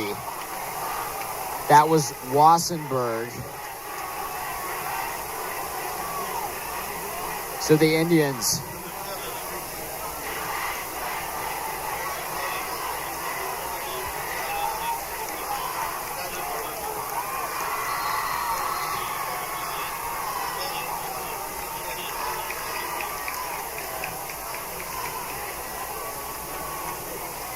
ball on the 31 on the Indians side. Finn Watson hands it off to E.J. Massenburg. Tear down at the 30, or maybe even behind that, as there'll be a loss of yards for Massenburg. Yeah, the first 5 minutes of the second half is probably the most important 5 minutes of the game because it sets the tone for the final half of football and will influence the result heavily. Massenburg to the left of Watson. It'll be a pass play. Watson it'll be no good to Middleton as he runs out of space on that sideline.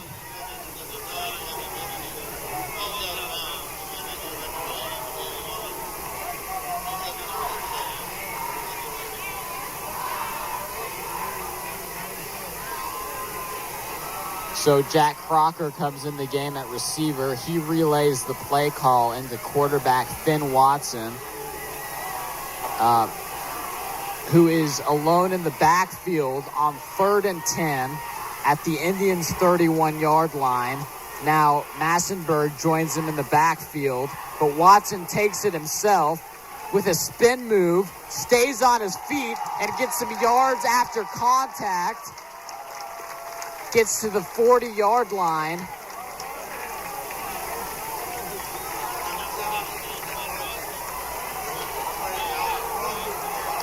It looked like he was going to get bottled up for a gain of about 5 yards, but the push of that O-line made him get very close to the first down, maybe even giving him the first down.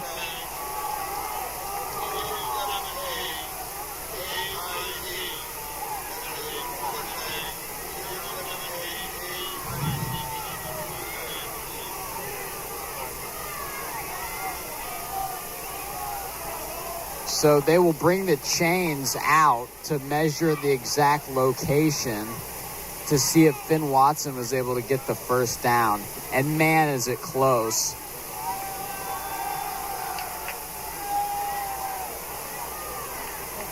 And he will be short, less than a yard short.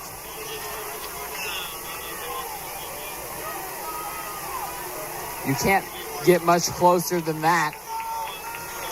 But it'll be 4th and 1 for the Indians, who have McLean Aslan, the leading rusher for the Indians, out on the field as quarterback with 11 seconds as we're just a minute into the half.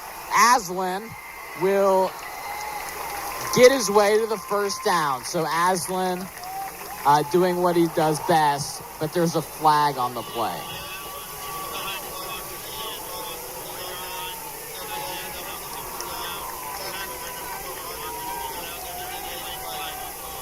So we'll see what the refs say this late flag is.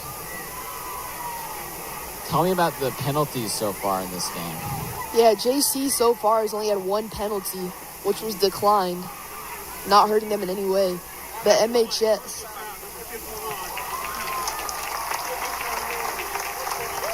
so that adds a second penalty on the day for Junction City, but Manhattan still has double that with 4 penalties.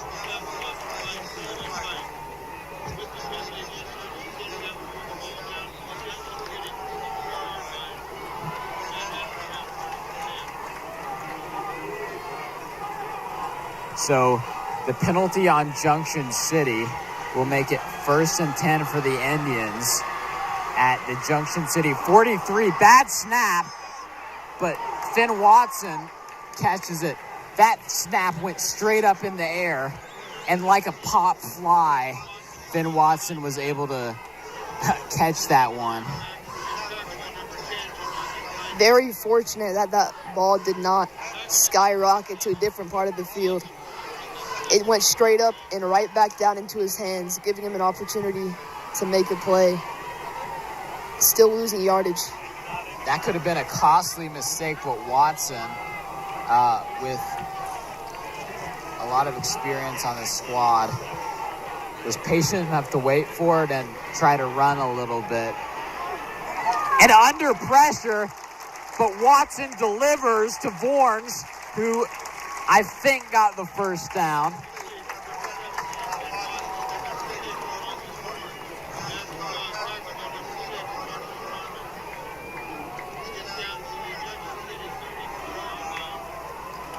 First big throwing play for this MHS offense today. Man, a gain of 13 for Vorns. It'll be 3rd and 1 at the Junction City 34. And Watson runs it into the first down.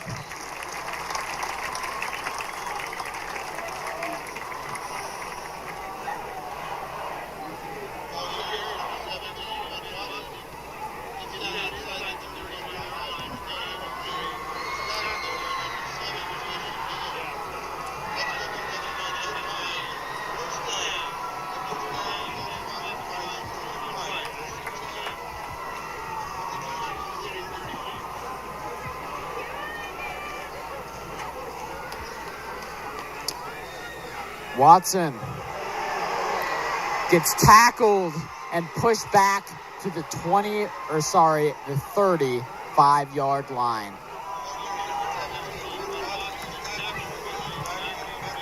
Yeah, he had about a 1/10 of a second to realize what was happening. By the time he caught it and looked up, he was bottled up by 2 Blue Jays defenders.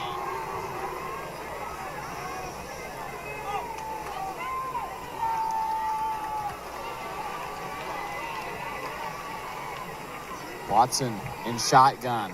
Massenberg will block. Good block from Massenberg and a good delivery to Wassenberg, who had a second win there, but a flag is called after the play.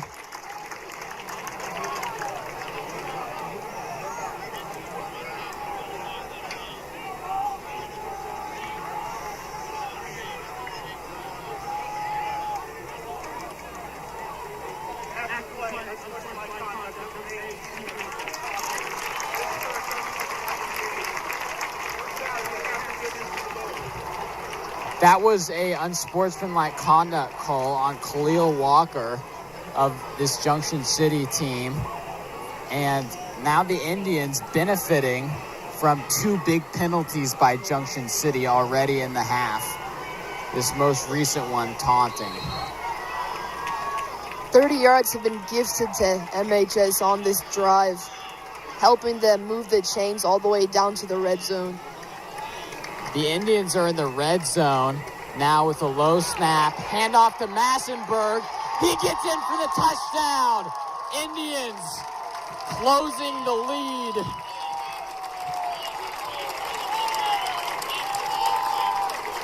Massenberg used that shiftiness very well. That was a beautiful run with beautiful blocking, allowing it to be a 1-point game, waiting for the PAT to be taken. Massenberg with quick acceleration, and you could tell 5 yards before it even happened that he was going to get in that end zone. And now Balderson can tie it if he makes this kick. And that's exactly what he does, and the score will be knotted up at 14-14.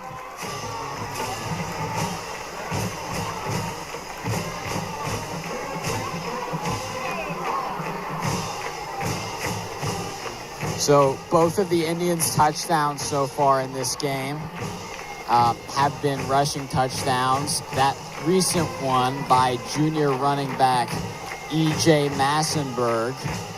And the Indians shaved quite a bit of time off the clock. They started with the ball in the half.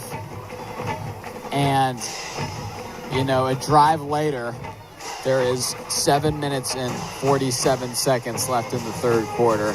Yeah, as I said before, that first 5 minutes of the second half is huge. And they use it very well to tie this ball game up.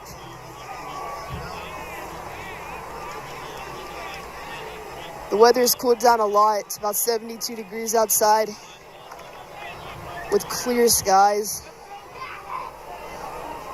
And it is great weather to finish out this game.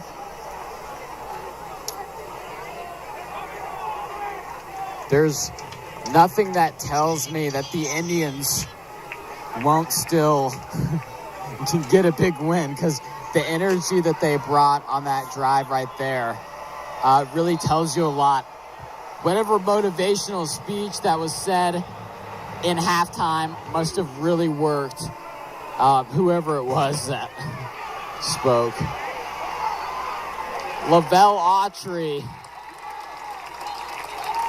just gets hit there, and you can hear it from up here. He's met with force from the Indian Special Teams unit as Junction City will start their first drive of the half. Yeah, in this second quarter, field position will be huge for both teams. Field position on special teams could influence how drives go, which is a very key factor in the second half of this game. 7:39 in the third quarter. Norris takes it. He will be grabbed and taken to the turf after a minimal gain.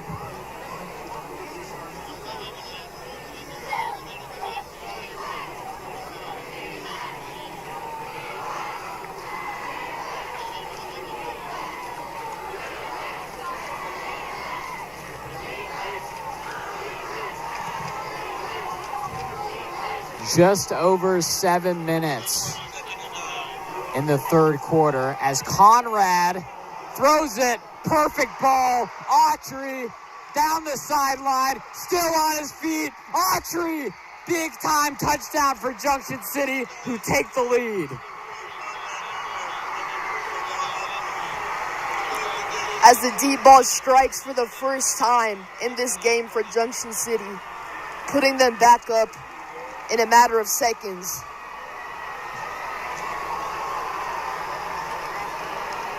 So there's a flip in momentum.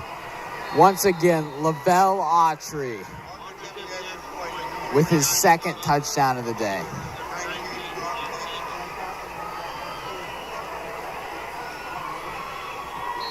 And the kick is good, making it the score of 21-14 as Junction City has come into Bishop Stadium with some anger about how the last few years have gone in this rivalry.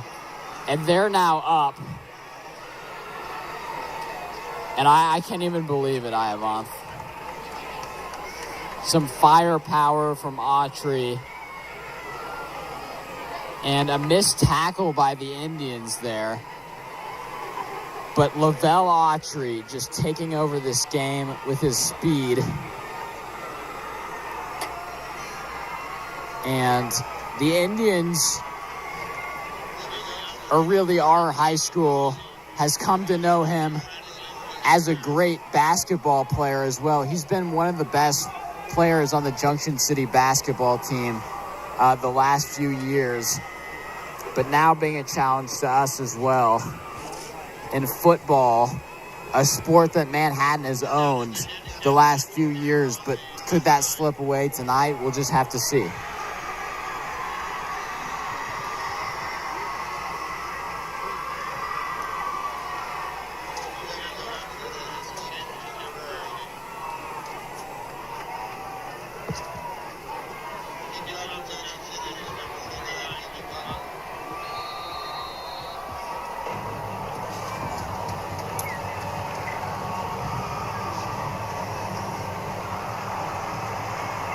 And Ethan Butler will kick it off, giving the ball back to the Indians. Evans Pryor gets the ball. A good return there to the 36-yard line.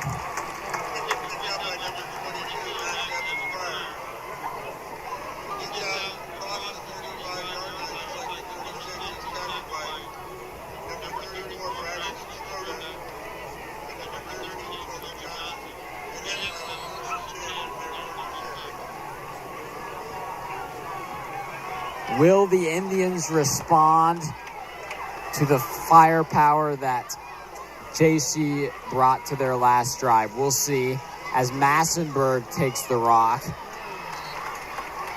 And he will gain, it looks like about 3 or 4 yards.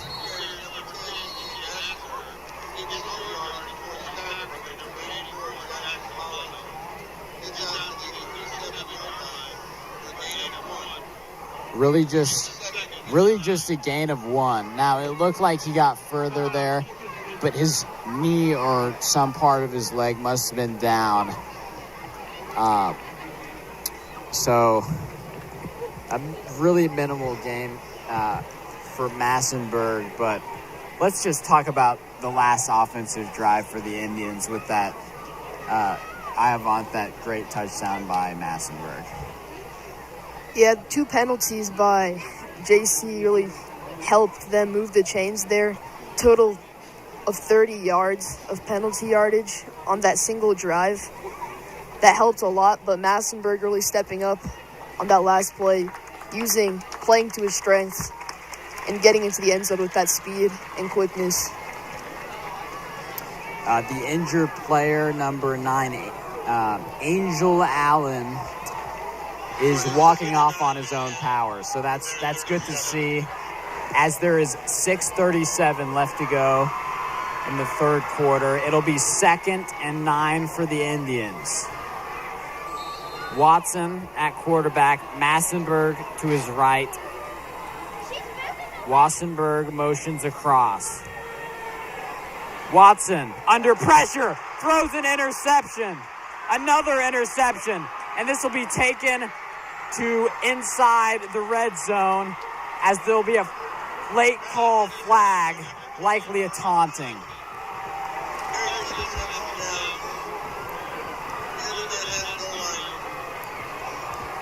That may be the easiest catch anybody has had to make today.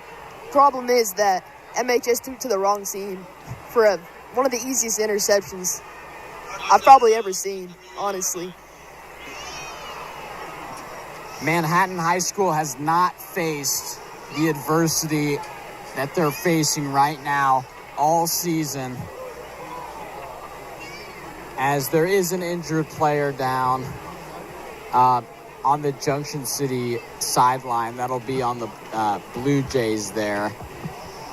But with 6:20, Junction City has the ball, and they have it pretty dang close to their end zone. They can get in that end zone.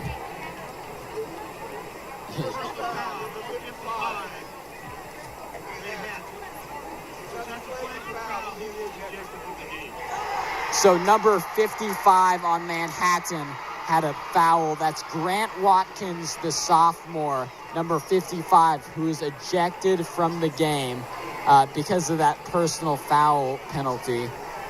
He is a 6'3", 220 defensive lineman, a big presence up front that the Indians needed, but he'll no longer play in this game. Man, the Indians are melting down here in this third quarter, and it looked promising at first. The Indians started the half out with the ball. They drove down the field and got a touchdown.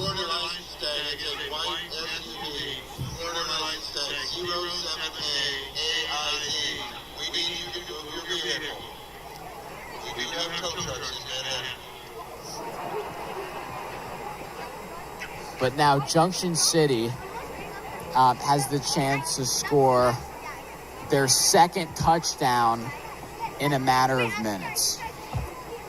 Yeah, speaking of how momentum has influenced the game, Junction City, I would say, has all of it right now. Their fans were going absolutely insane a few minutes ago. They were on their feet making noise as the MHS side of the field was just dead silent. So there's still a bit of a delay here because we're still waiting for the injured Blue Jay to stand up here. But probably a pretty good time for the Indians to talk things over. Get their head right for this upcoming play.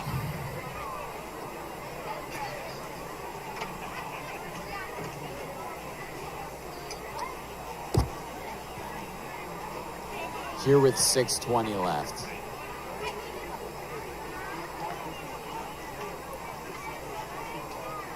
.620 left in the third quarter, that is.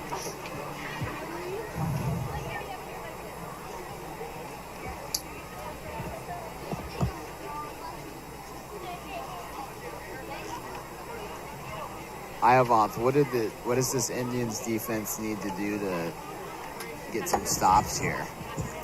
I would just say they need to utilize how quick their D-line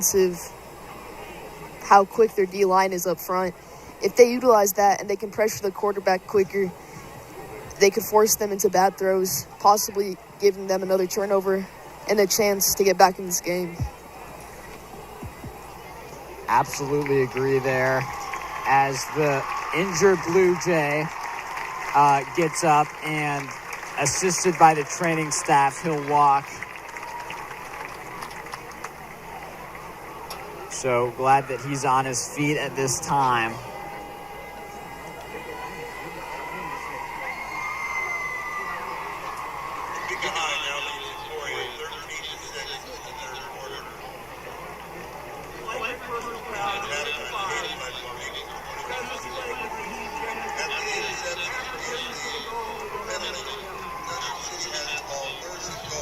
Okay. Junction City has the ball at the 1 yard line here on 1st and 1 as they will push their way and get the touchdown here. Yes, it looks like. Still awaiting a call. And they were just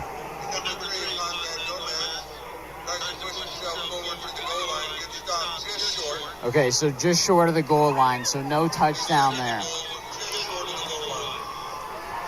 Junction City is inches away from being up 2 scores, and that is exactly what they'll do.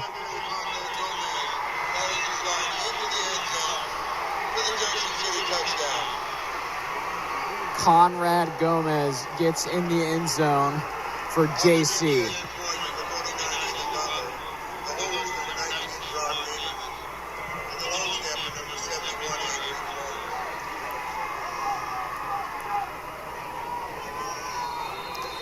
I have never seen the Indians behind by this much in all my time in high school, as it is 28-14.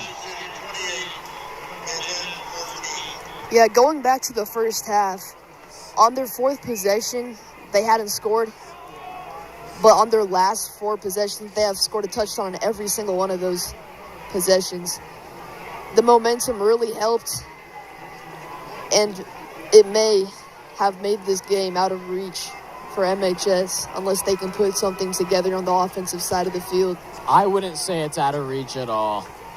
The Indians are the number 1 ranked team in Kansas 6A, and we've seen how dynamic some of these weapons on the teams are. The Indians now just need to limit these little mistakes that are setting them back. These penalties, turnovers. If they can...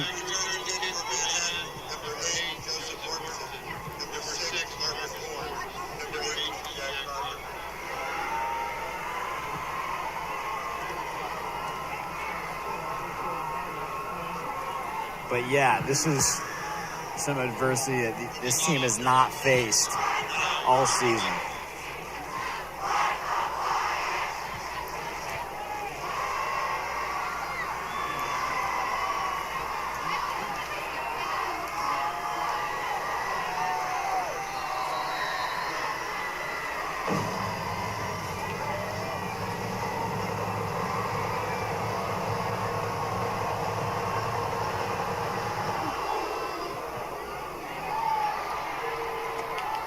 Jamarcus Fornes picks it up.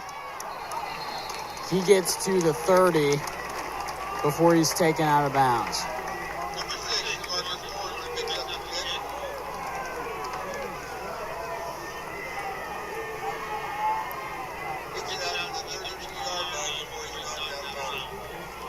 So we got it to the 32-yard line to be exact.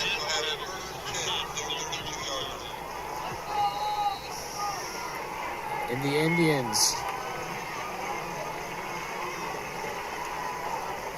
now, it looks like their offense right now is built for blocking. So I wouldn't be surprised to see a little toss there. And the ball is out. It's a fumble by Massenberg, but it looked like Manhattan was able to get the possession.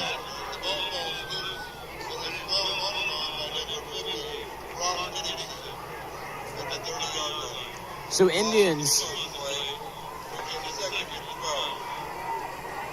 it looks like a JC defender jumped on that ball immediately, but it may have slipped out, which I think it did, and that's how the Indians got the ball.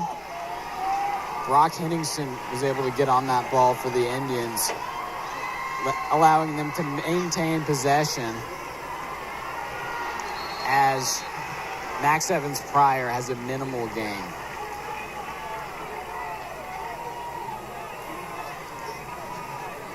One thing the Indians definitely need is an explosive play.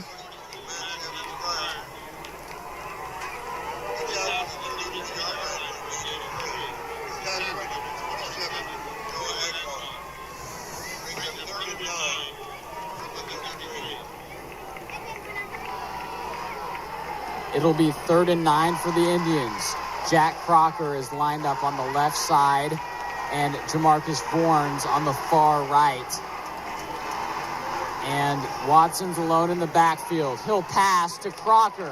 Crocker runs up the middle of the field, gets to almost the 40-yard line for a solid gain. Pass is complete from number 17, Ben Watson, to number 18, Jack Crocker. He's tackled at the 39 by number 5, Kingston Tim.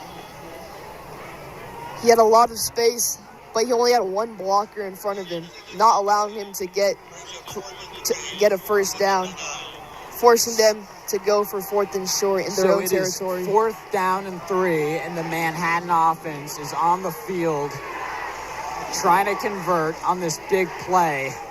Watson sees his man open, wide open, and Gaona gets the first down, and it gets taken out of bounds inside the 30-yard line.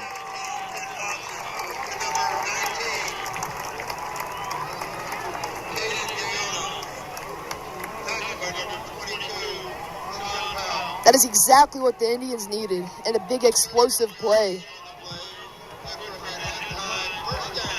An explosive. Now, Ivan, Caden Gaona might not be the biggest name on this offense, but boy, did he make an important play just now on 4th and 3. Now it's 1st and 10 at the 30 for the Indians. Fumble, ball loose, Junction City recovers. Wipes the smile off the Indians' faces.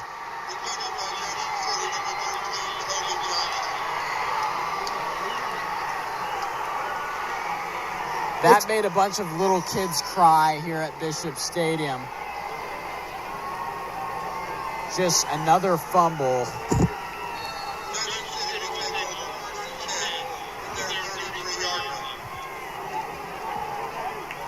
It looks like Finn Watson's talking to E.J. Massenberg over there, trying to pep him up after a fumble previously on the drive, but Junction City now with the ball with a big opportunity as Norris will have very little gain. Yeah, going back to that last fumble, that same play happened right around the 30-yard line, but they were able to recover it. MHS was able to fall back on top.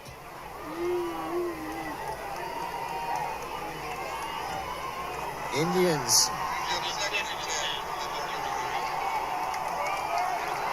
have lost the turnover battle every game this season, and they're losing it right now with the Indians have turned it over 4 times tonight, and that's really been the difference in this game. And another turnover. Speaking of turnovers, Evan Middleton gets on that fumble for the Indians, who have the ball. I don't know what happened there. It looks like as if he tossed the ball right to the MHS linebacker, giving them the ball right back with a great field position.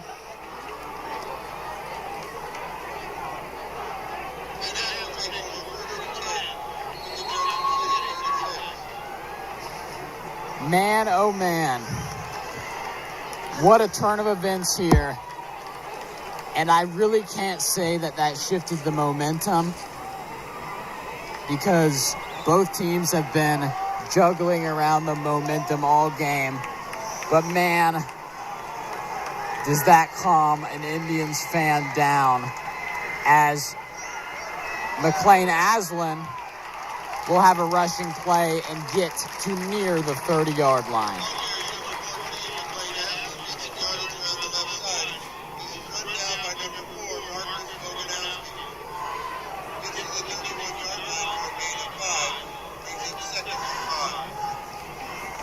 So like that fumble didn't even happen, the Indians are right back around the 30-yard line, the 31-yard line to be specific. And now it's Watson that's in at quarterback. And he takes it for a first down and will eventually get pushed out of bounds, but gets inside the red zone for MHS.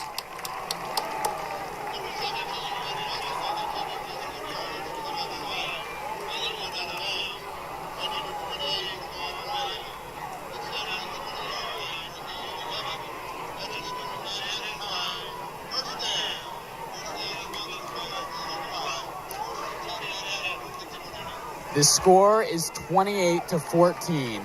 The Indians are trailing right now, but they have entered the red zone. And Watson will hand it off to Evans Pryor,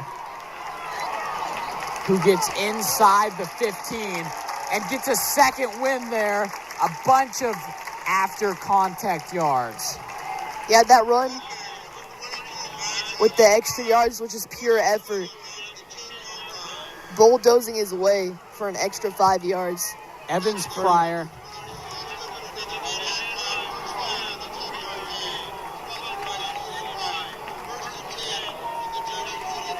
Max Evans Pryor is 6'1", 190 pounds. He usually plays linebacker, but we've seen him in running back tonight. As the Indians, was that Evans Pryor again? It was, and he gets to the 5-yard line.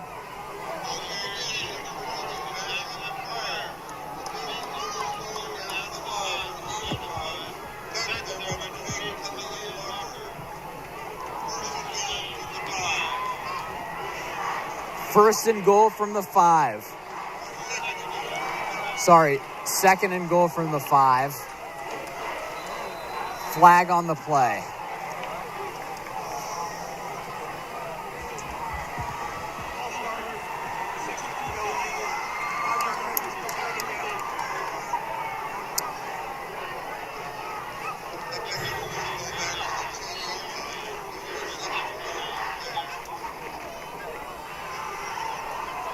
False start on the Indians sets them back 5 yards. So now 2nd and 10 on the 10-yard line. Max Evans Pryor in the backfield. Watson will keep it, get inside the 10, but not much more.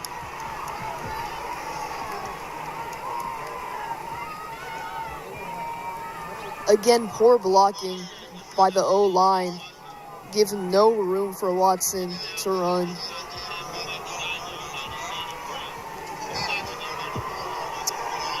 And so that will be the end of the third quarter.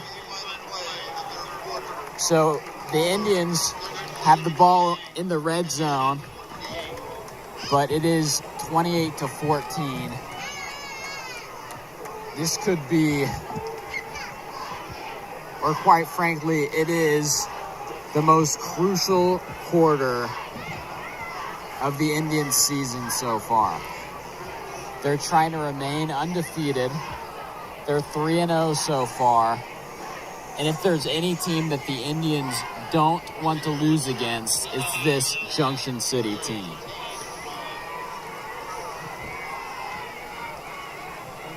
Yeah, the big story today has been the turnovers.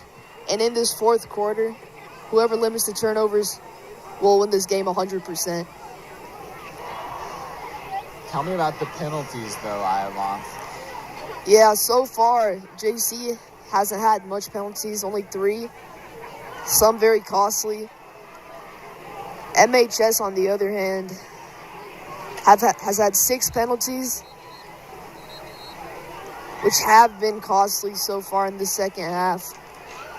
Just on the last play, or a few plays ago, they had a false start penalty, bringing them back 5 yards in the red zone.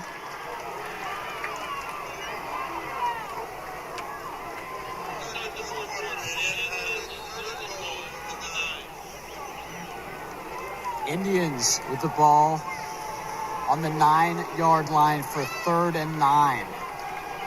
Watson, pass, caught by Crocker. It'll be incomplete. They will say that he was out of bounds, so it will not be a touchdown. Yeah, it looked like when he got his foot in, he was bobbling the ball. He did not have full control of the ball when his foot was down. So the ref called it incomplete, which is absolutely huge for this offense, forcing them to a 3rd and long. I wish we had instant replay so we could see that, but I trust the ref's call. It was a really close one, but called incomplete.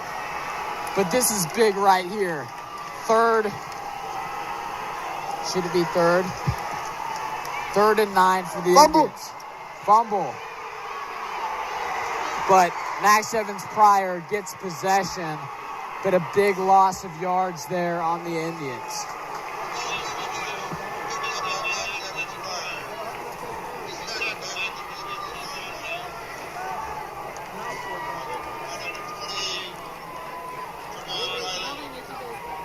Yeah, one thing that I stated in the beginning of the game was converting in the red zone for touchdowns and not field goals. And whichever defense could do that would have a huge advantage. And JC has again held them in the red zone, giving them the ball again.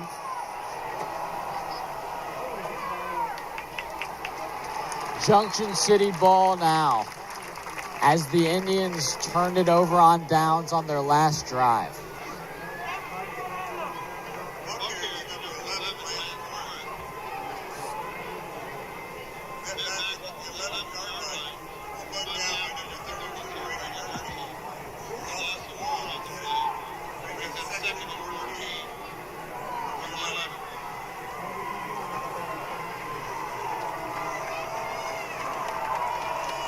Second and 14. Junction City at their own 11-yard line. The crowd is getting loud as the handoff will be to the running back who gets set back.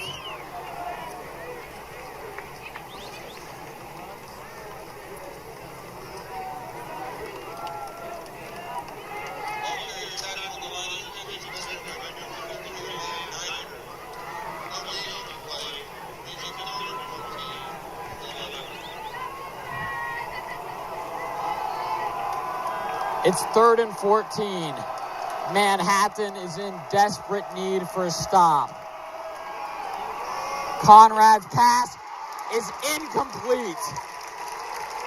It was to the 6'7" wide receiver, and no good there.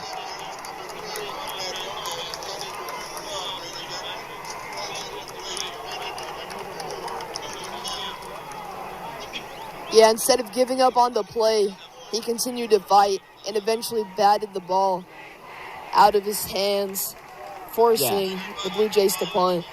Certainly a really good stop there for Cody King. Jamarcus Vorns is deep to return this one.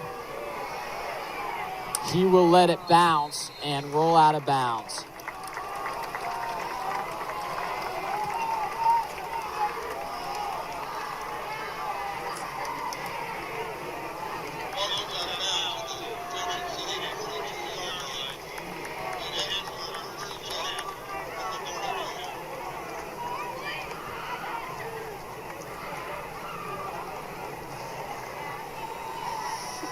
Manhattan, after some great stops on defense, now gets the ball back, Ivan. The question is, will they be in possession of it for long, or will this drive result in yet another turnover?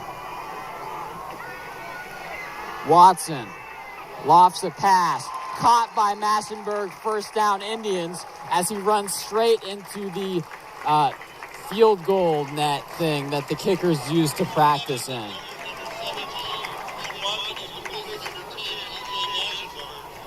Yeah, a wheel route ran by Massenburg. Nobody was on him, and beautiful throw from Watson to get good yardage on first down, all the way down to the 30. Yeah, the Blue Jays on that play couldn't stop Massenburg, but eventually he gets pushed out of bounds, and then the kicker's net made the stop. Man, punch in the gut. Watson going nowhere on that play.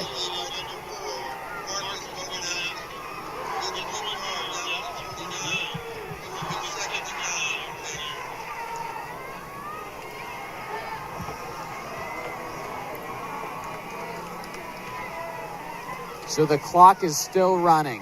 9 minutes and 30 seconds are left in this game as the Indians are still down by 2 touchdowns. The score is 28-14, and both teams have all 3 timeouts. Watson will get some yardage there, bringing up 3rd down.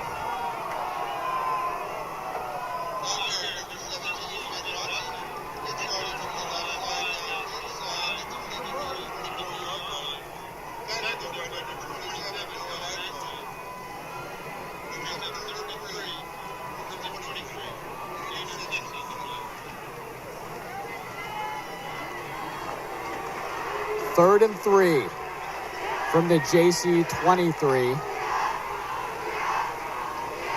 Watson is the quarterback. Takes a low snap, backs up, fires.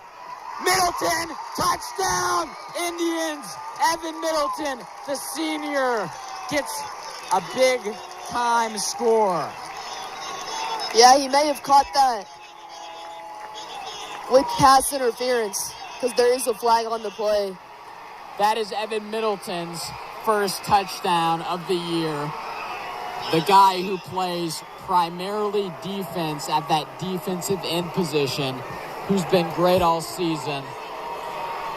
But you could hear boos there as this one will get taken off the board by yet another penalty.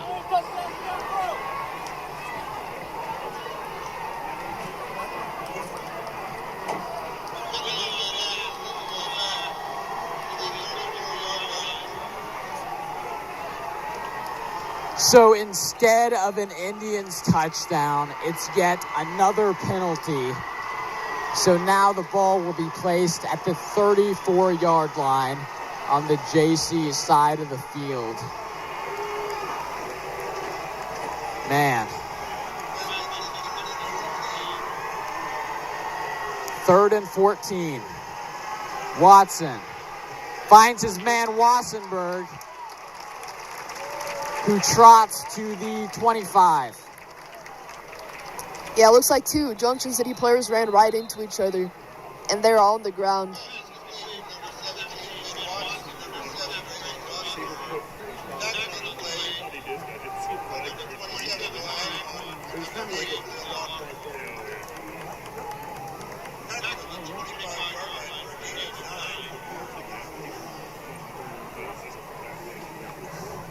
A good gain of 9 for Wassenberg.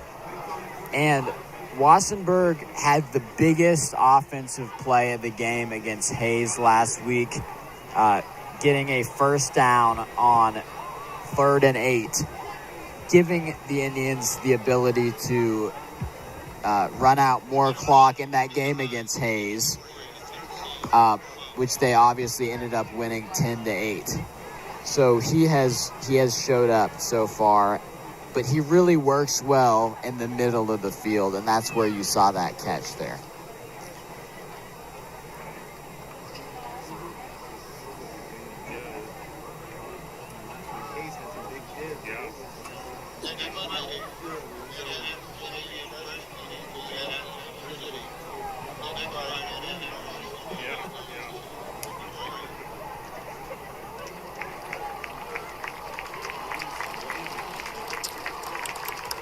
The injured Blue Jay will walk off the field on his own power.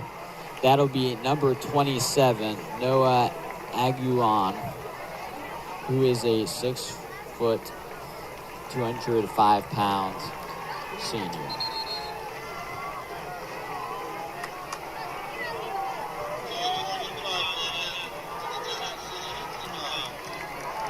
Fourth and 5. Indians need a conversion here as they are down by 2 touchdowns, 8-12 left to go in the game. MHS timeout.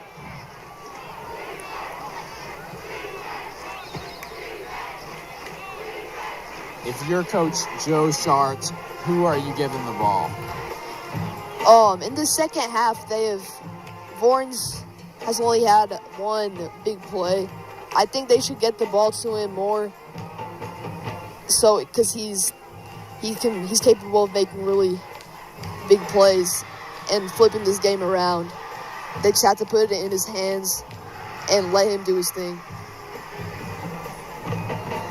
Yep, he's definitely has a lot of speed at that receiver position, and there really hasn't been a guy on this Indians team so far this game that has separated himself as the number 1 receiver, but still 8 minutes and 12 seconds to see if there's a guy that can step up like that.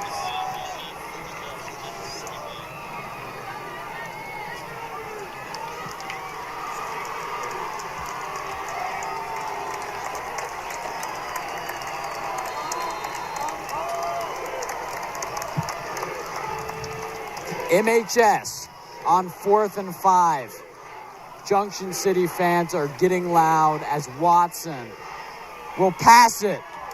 It'll be caught. Flags on the play.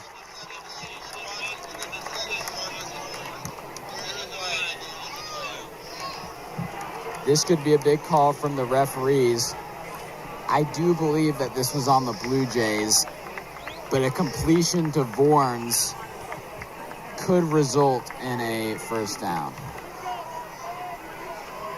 Yeah, it may have been a defensive pass interference call. But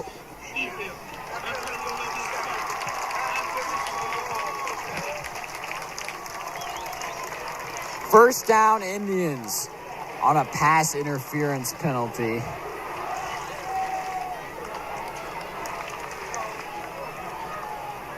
Finn Watson gets the play call from coach, discusses it with his team, and now will line up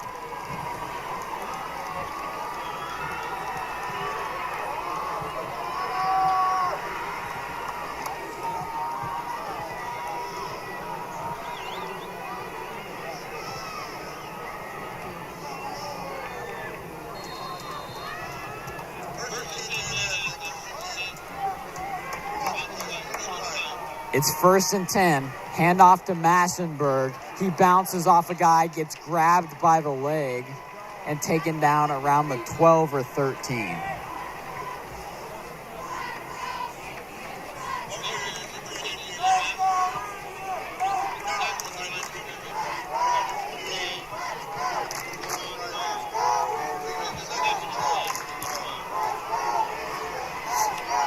The Indian fans are starting to get some energy on this red zone possession. Watson zips it, incomplete. Bournes couldn't come down with it. He definitely had him open, but threw it a few yards behind him, not giving him an opportunity to make a play.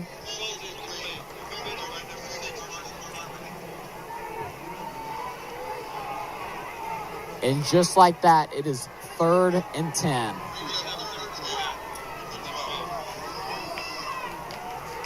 MHS has it on the JC 12.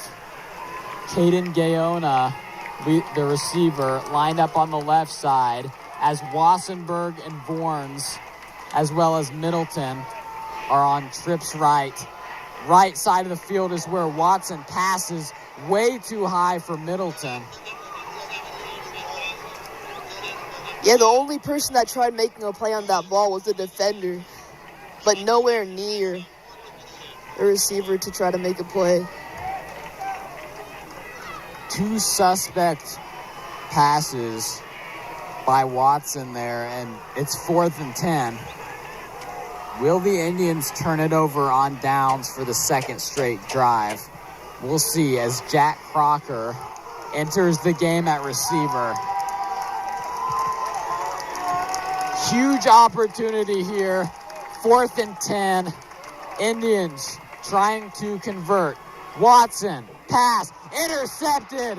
Lavelle Autry takes it the other direction. You gotta be kidding me.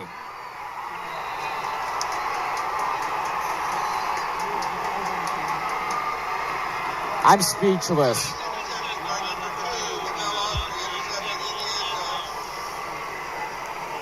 He throws that ball a few inches higher to touchdown. Wasn't able to throw it over the defender, giving him a chance to make a huge play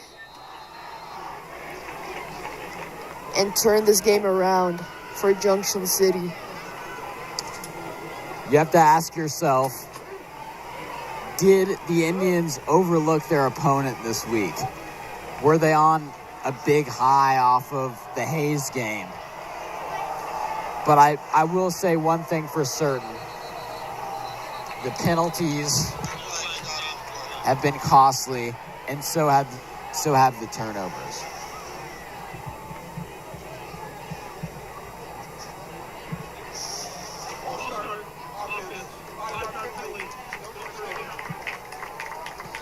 So that'll be a penalty on Junction City, their 5th penalty of the game.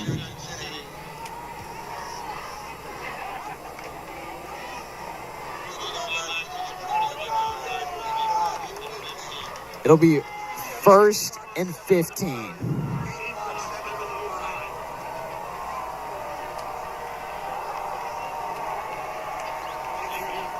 First and 15, 7:05, Junction City on their own 21. Handoff to Norris.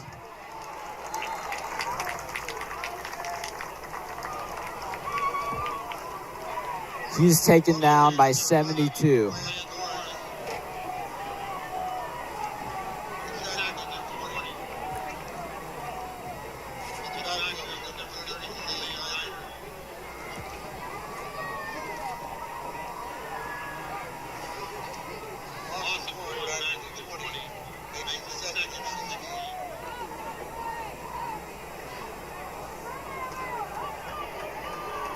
Second and long.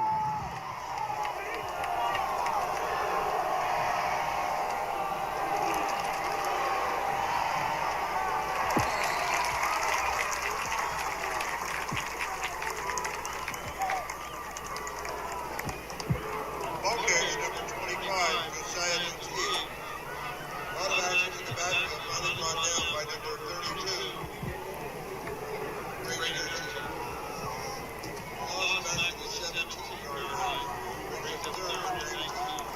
At this point of the game, MHS will start to worry about the clock. There's only 5 minutes and 40 seconds left in this game, which could be a huge factor going forward.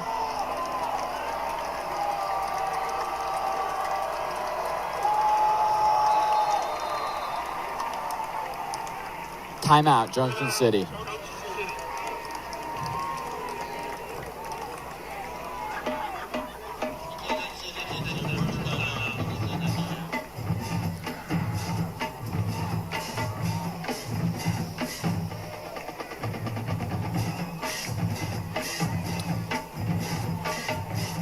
I just want to get a paper bag and heavily breathe in it. Iavon, this is stressful. It's something that we're not used to. The Indians are always pretty solid, but this has not been their game so far, and it's starting to really slip away. 5 minutes and 33 seconds. Hayes has the ball. Now it's 3rd and long. It's 3rd and 19. So an Indian stop will force them to punt.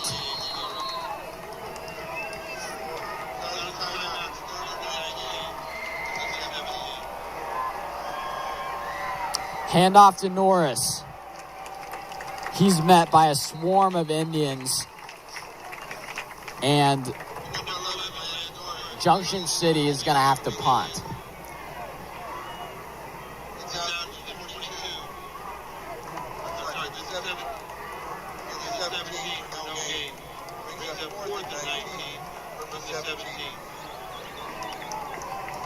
At this point in the game, on these next 2 possessions, they have to score touchdowns. They cannot settle for field goals or turnovers. Turnovers are huge in this last 5 minutes. Junction City in punting formation on 4th and 19. High snap, nearly blocked, but he gets it off, and it bounces around midfield.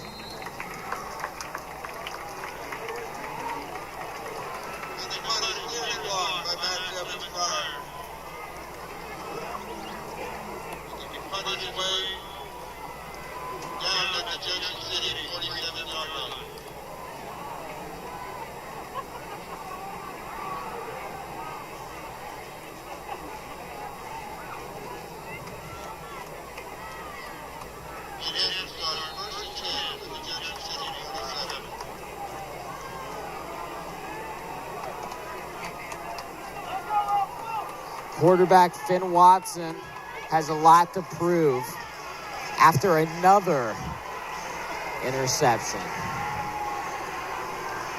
Indians at the JC 47, 1st and 10. Watson to pass, and it gets blocked as it'll be incomplete. Yeah, he was looking for Vorns on the right side of the field, but he was covered that whole time, forcing him to throw it right into the defenders.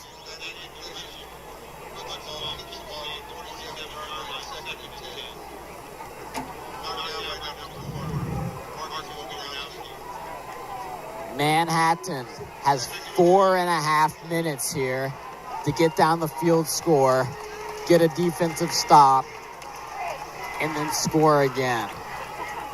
Low snap, Watson navigates, gets a decent gain.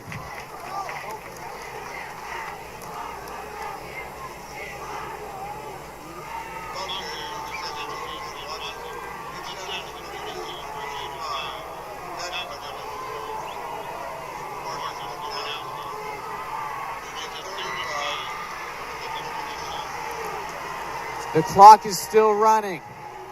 4 minutes left for the Indians. Watson takes another low snap. He's under pressure.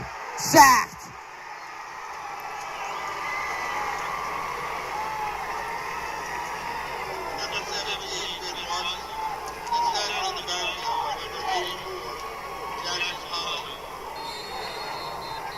Jackson Hawley got the sack.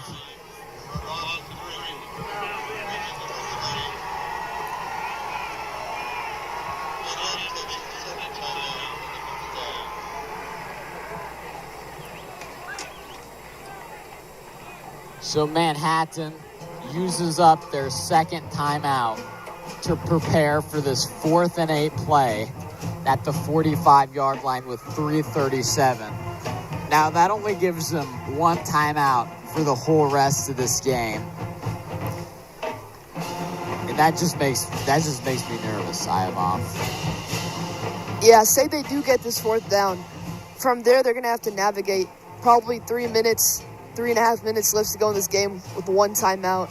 They're going to have to score, get a stop, and score again, all in 3.5 minutes if they want a chance at tying up this ball game.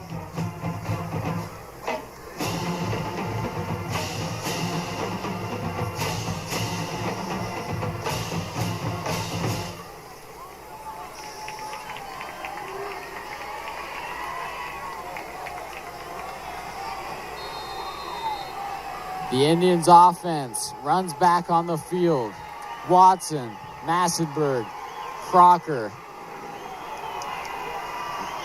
Middleton, and Vorms. Sends Massenberg in motion. Low snap. Watson will run it himself. Puts his head forward and gets pushed out of bounds. It does stop the clock, though, at 3:28.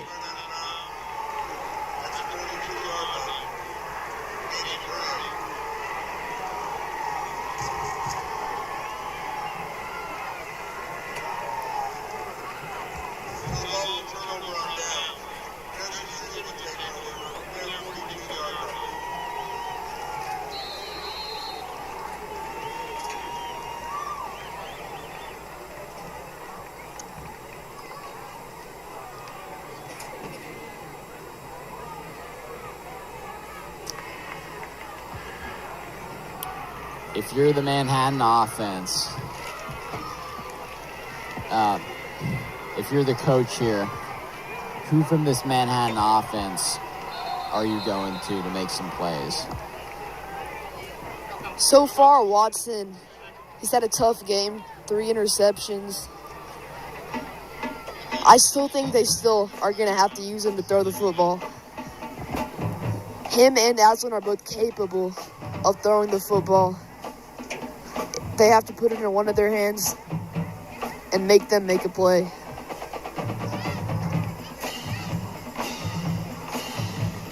And they've gone to the passing game the last few plays, have been unsuccessful. That last one a rush, but I think it was kind of an improvisation for Watson there, who was looking for a pass initially in that play, but they need to find some consistency through the air, and they need to do it fast. 3:28 on the clock.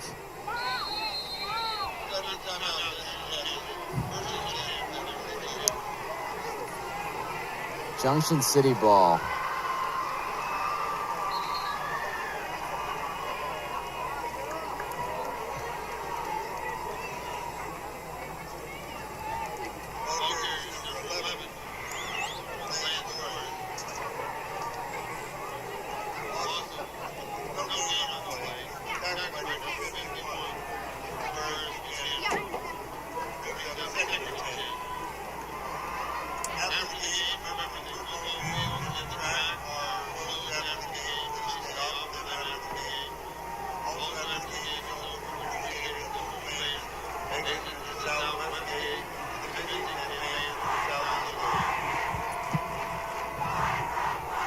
Norris gets taken down, and I mean, at this point, Iavon, this game is looking out of reach for the Indians. Yeah, one more first down may seal it for Junction City.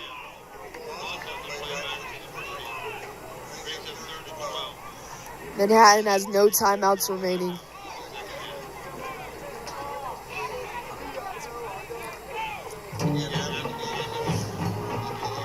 .238 in this game. It'll be 3rd and 12 for Junction City, who it looks like will break the Indians' streak tonight in this rivalry match.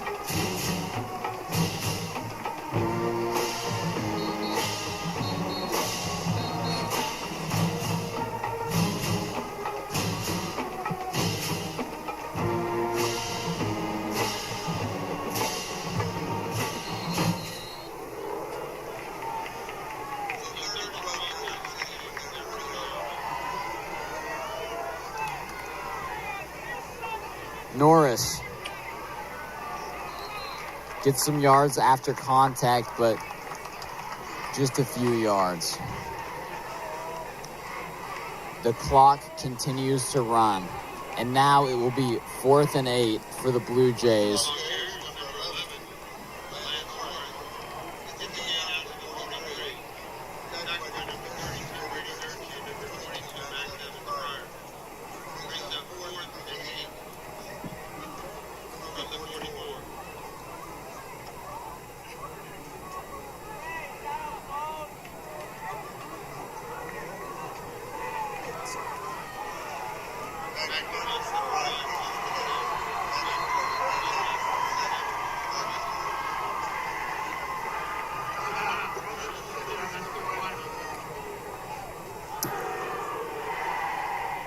So the Junction City Blue Jays use their last timeout and join the Indians with no timeouts left in the game.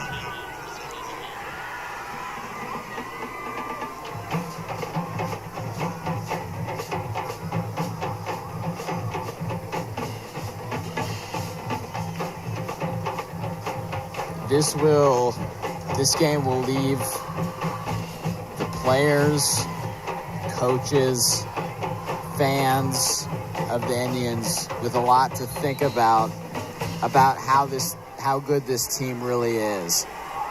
Because they looked just indestructible the first 3 games. But now, some big adversity.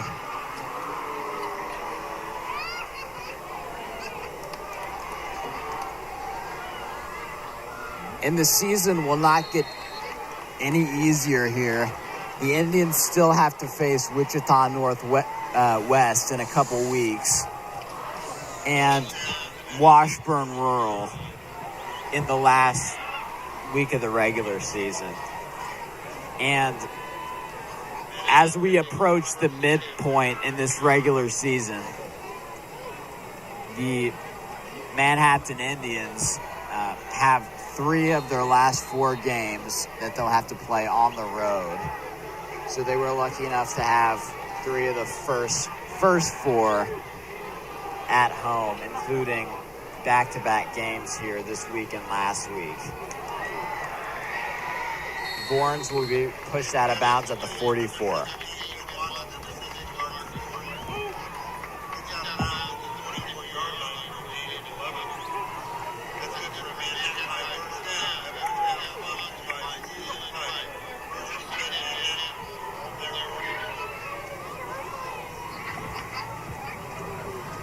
So there's a minute 33 on the clock. Indians have the ball. They just got a first down, so it's 1st and 10.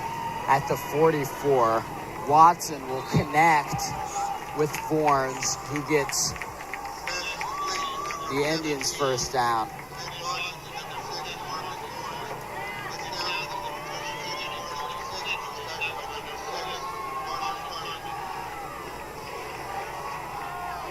Watson will get intercepted for the 4th time today, and Junction City is going to win the Silver Trophy rivalry Iavon. To the dismay of the Indians, Manhattan will no longer be undefeated. Yeah, one-handed interception there. It's the frosting on this game.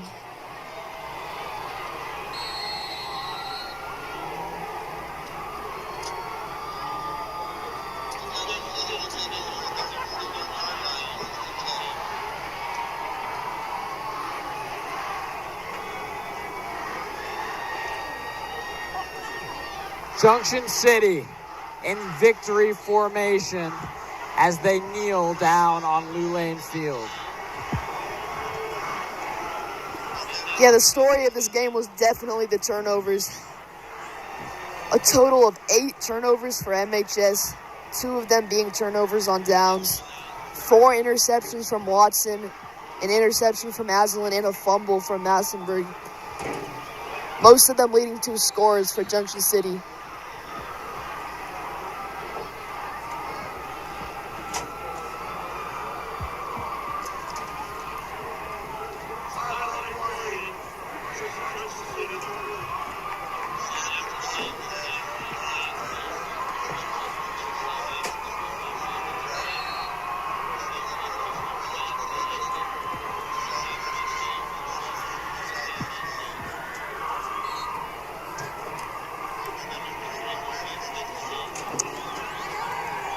That'll be, so Junction City just needs to take one more knee, and that'll be the end of this game.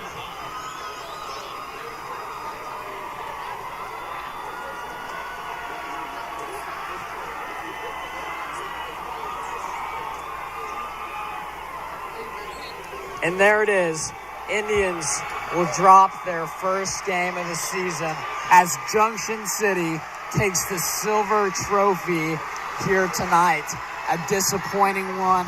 Indians, like you said, turned the ball over 8 times and had how many penalties? They had a total of 8 penalties and 56 penalty yards towards Junction City's 46.5 penalty yards. Pretty even on the penalties, but the huge story, again, the turnovers. And so coming up for the Indians, they will go on the road and face Emporia next week as we're in the midpoint of the regular season here, and the Indians will have 3 of their last 4 games of the regular season that they will play at a visiting team's stadium. Now the Blue Jays face Hayes, who we know Iavonth is good. But man, oh man, the Indians have a lot to unpack from this loss. But for now, I'm Lane Lewison. I'm Ivan Natarajan. And we'll see you next time on the MHS Student Media YouTube channel. The next home game will be in a couple weeks, and that'll be against Topeka High. So we'll see you then, and good night. Good night.